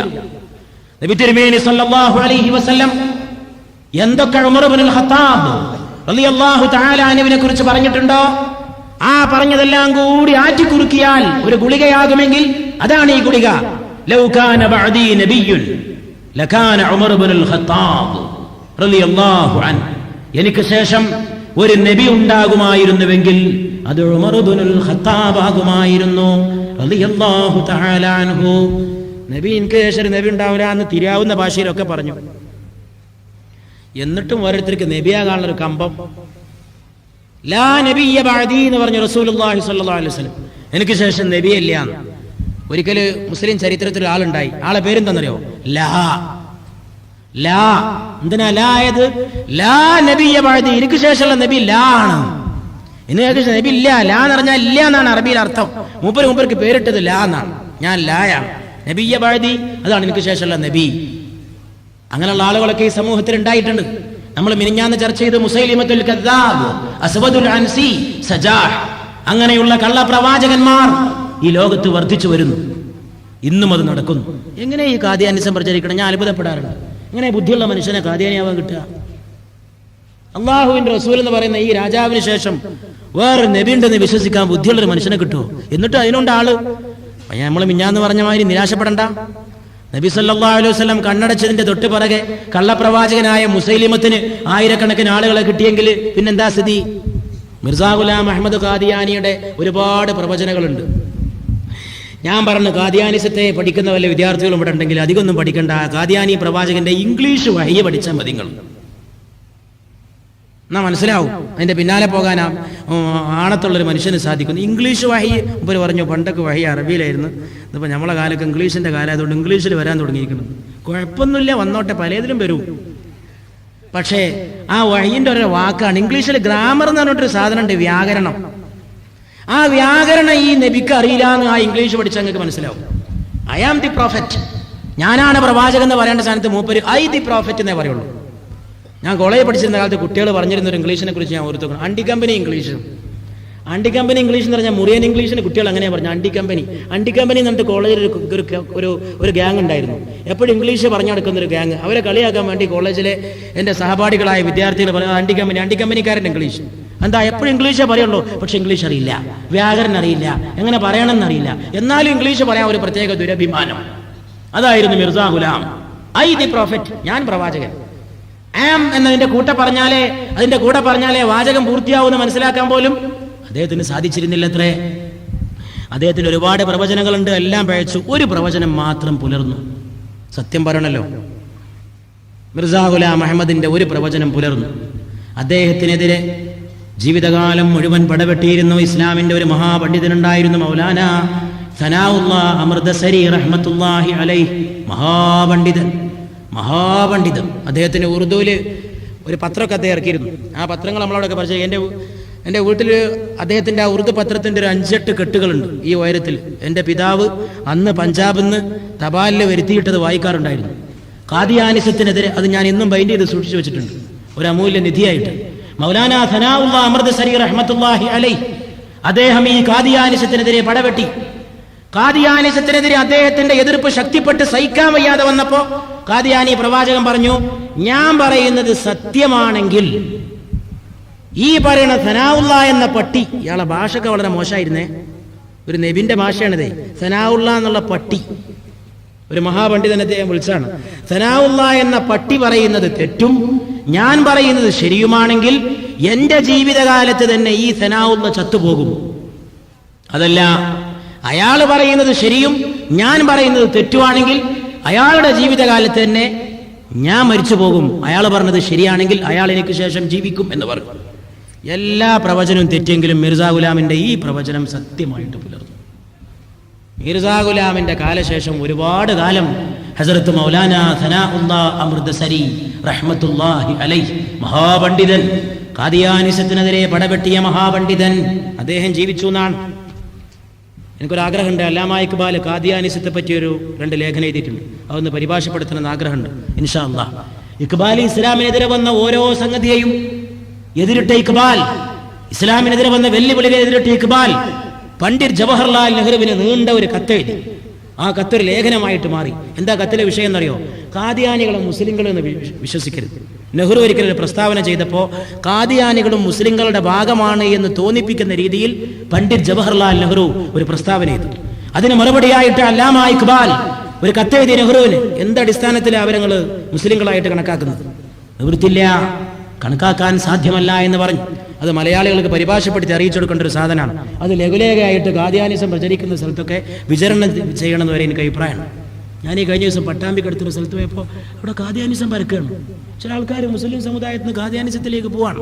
അല്ലാഹു സുബ്ഹാനഹു വ തആല കുഫറിന്റെ കൂട്ടത്തിൽ നിന്ന് നമ്മെ കാത്തിരക്ഷിക്കുമാറാകട്ടെ. ഇത് അപകടകരമായ കുഫറാണ്. നദ്വി സാഹിബ്, മൗലാന നദ്വി സാഹിബ് പറഞ്ഞ എത്ര ശരിയല്ലേ? മറ്റുള്ള കുഫറിനെ തിരിച്ചറിയും, ഈ കുഫറിനെ തിരിച്ചറിയില്ല. ഇത് പള്ളിയിൽ പോകണ കുഫറാൻ, ഇത് മിനാറുള്ള കുഫറാൻ, ഇത് കുബ്ബയുള്ള കുഫറാൻ, ഇത് തലയിൽ തൊപ്പി വെച്ച കുഫറാൻ, ഇത് താടിയുള്ള കുഫറാണ്. പെട്ടെന്ന് കണ്ടാ മുസ്ലിം വാങ്ങിക്കൊടുക്കുന്നുണ്ട്, നിസ്കാരമുണ്ട്, എല്ലാം ഉണ്ട്, കണ്ടാ യാതൊരു വ്യത്യാസമില്ല. പക്ഷേ അകത്തേക്ക് കടന്നാൽ ഇരുട്ട് നിറഞ്ഞ കുഫറാണ്. അല്ലാഹു സുബ്ഹാനഹു വ തആല ഈമാൻ നശിപ്പിക്കുന്ന കുഫറിൽ നിന്ന് നമ്മെ കാത്തുരക്ഷിക്കുമാറാകട്ടെ. റസൂലുള്ളാഹി സ്വല്ലല്ലാഹു അലൈഹി വസല്ലം പറഞ്ഞു, എനിക്ക് ശേഷം ഒരു നബിയുണ്ടെങ്കിൽ അത് ഉമറാകുമായിരുന്നു. എനിക്ക് ശേഷം ഒരു നബി ഉണ്ടാകുമായിരുന്നുവെങ്കിൽ ലകാന ഉമർ ഇബ്നുൽ ഖത്താബ്, അത് ഉമർ ഇബ്നുൽ ഖത്താബ് റളിയല്ലാഹു അൻഹു ആകുമായിരുന്നു. ഉമർ റളിയല്ലാഹു തആല അൻഹുവിനെ നമ്മൾ ഓർക്കുന്നു. റസൂലുള്ളാഹി സ്വല്ലല്ലാഹു അലൈഹി വആലിഹി വഅസ്ഹാബിഹി വസല്ലമയുടെ സമൂഹത്തിലെ ഏറ്റവും വലിയ മുത്തായി, മുത്തുരത്നമായി നമ്മൾ ഓർക്കുകയാണ്. ഉമർ റളിയല്ലാഹു അൻഹുവിനെ കുറിച്ച് പറയുമ്പോൾ അവിടുത്തെ 2 കറാമത്തുകൾ എണ്ണി പറയാൻ ഞാൻ ഉദ്ദേശിക്കുന്നു. ഔലിയാക്കൾക്ക് കറാമത്തുണ്ട്, അമ്പിയാക്കൾക്ക് മുഅ്ജിസത്തുണ്ട്. എന്നാൽ ഔലിയാക്കളിൽ ഏറ്റവും മുമ്പന്മാർ റസൂലുള്ളാഹി സ്വല്ലല്ലാഹു അലൈഹി വആലിഹി വസഹബിഹി വസല്ലമയുടെ സഹാബത്താണ്. ഏത് വലിയ വലിയും എത്ര വലിയ വലിയും എത്ര ചെറിയ സഹാബിയുടെയും താഴെയാണ്. എത്ര വലിയ വലിയും എത്ര ചെറിയ സഹാബിയുടെയും താഴെയാണ്. ഒരിക്കൽ അബ്ദുല്ലാഹി ഇബ്നു മുബാറക് റളിയല്ലാഹു അൻഹുവിന്റെ സദസ്സിൽ ചെന്നിട്ട് ഒരാൾ ചോദിച്ചു, ഉമർ ഇബ്നു അബ്ദുൽ അസീസോ മഹാൻ അതോ മുആവിയയോ മഹാൻ? മുആവിയ സഹാബിയാണ്, ഉമർ ഇബ്നു അബ്ദുൽ അസീസ് സഹാബി അല്ലെങ്കിലും രണ്ടാമനായ ഉമർ എന്ന പേര് കൊണ്ട് പ്രസിദ്ധനാണ്, നീതിമാനാണ്, മഹാനായ ഖലീഫയാണ്, അങ്ങേയറ്റം ദീനിന് വേണ്ടി പ്രവർത്തിച്ച മഹാത്മാവാണ്.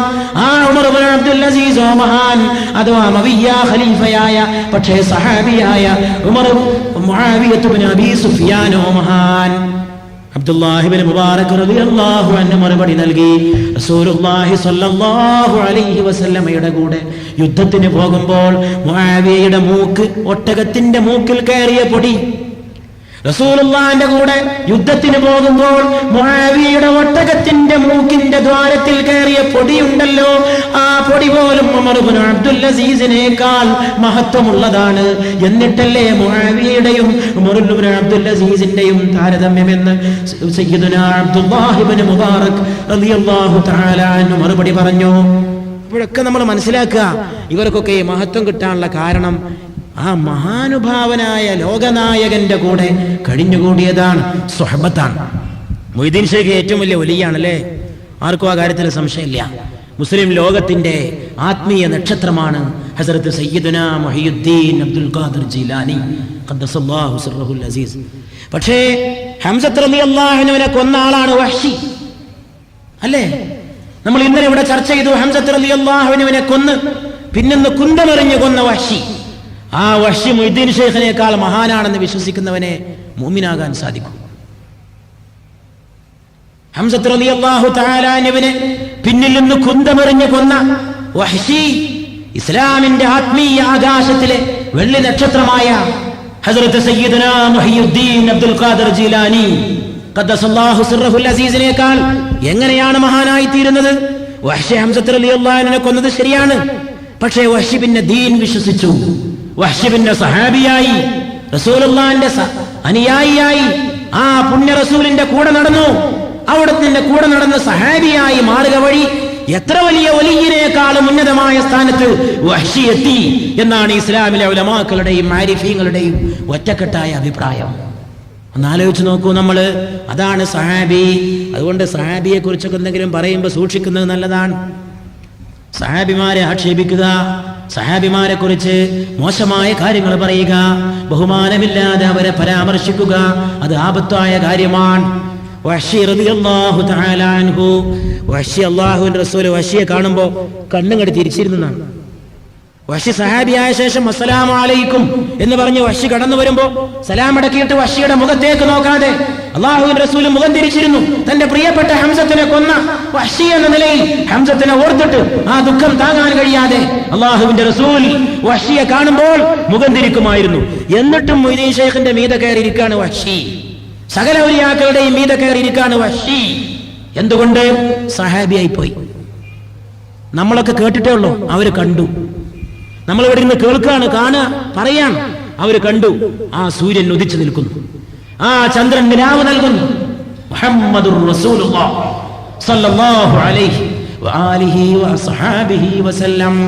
അതുകൊണ്ട് സഹാബിയുടെ സ്ഥാനം അത്യുന്നതമാണ്. ഈ സഹാബികളാണ് ഔലിയാക്കളിൽ ഏറ്റവും മുമ്പന്മാർ. റളിയല്ലാഹു തആല അൻ കുല്ലി വാഹിദിൻ മിൻഹും അജ്മഈൻ. സഹാബികളെ ആക്ഷേപിച്ചുകൂടാ. ഉമർ റളിയല്ലാഹു തആല അൻഹു മദീനയിലെ പള്ളിയിലെ മിമ്പറിൽ കയറി ഒരു ദിവസം ഖുതുബ നിർവഹിച്ചുകൊണ്ടിരിക്കുമ്പോൾ പെട്ടെന്ന് ഉമർ റളിയല്ലാഹു തആല അൻഹു മിമ്പറിൽ നിന്ന് വിളിച്ചു പറയുന്നത് അവിടെ കൂടിയ ആളുകൾ കേൾക്കുകയാണ്. അൽ ജബൽ അൽ ജബൽ അൽ ജബൽ യാ സാരിയ, അൽ ജബൽ അൽ ജബൽ.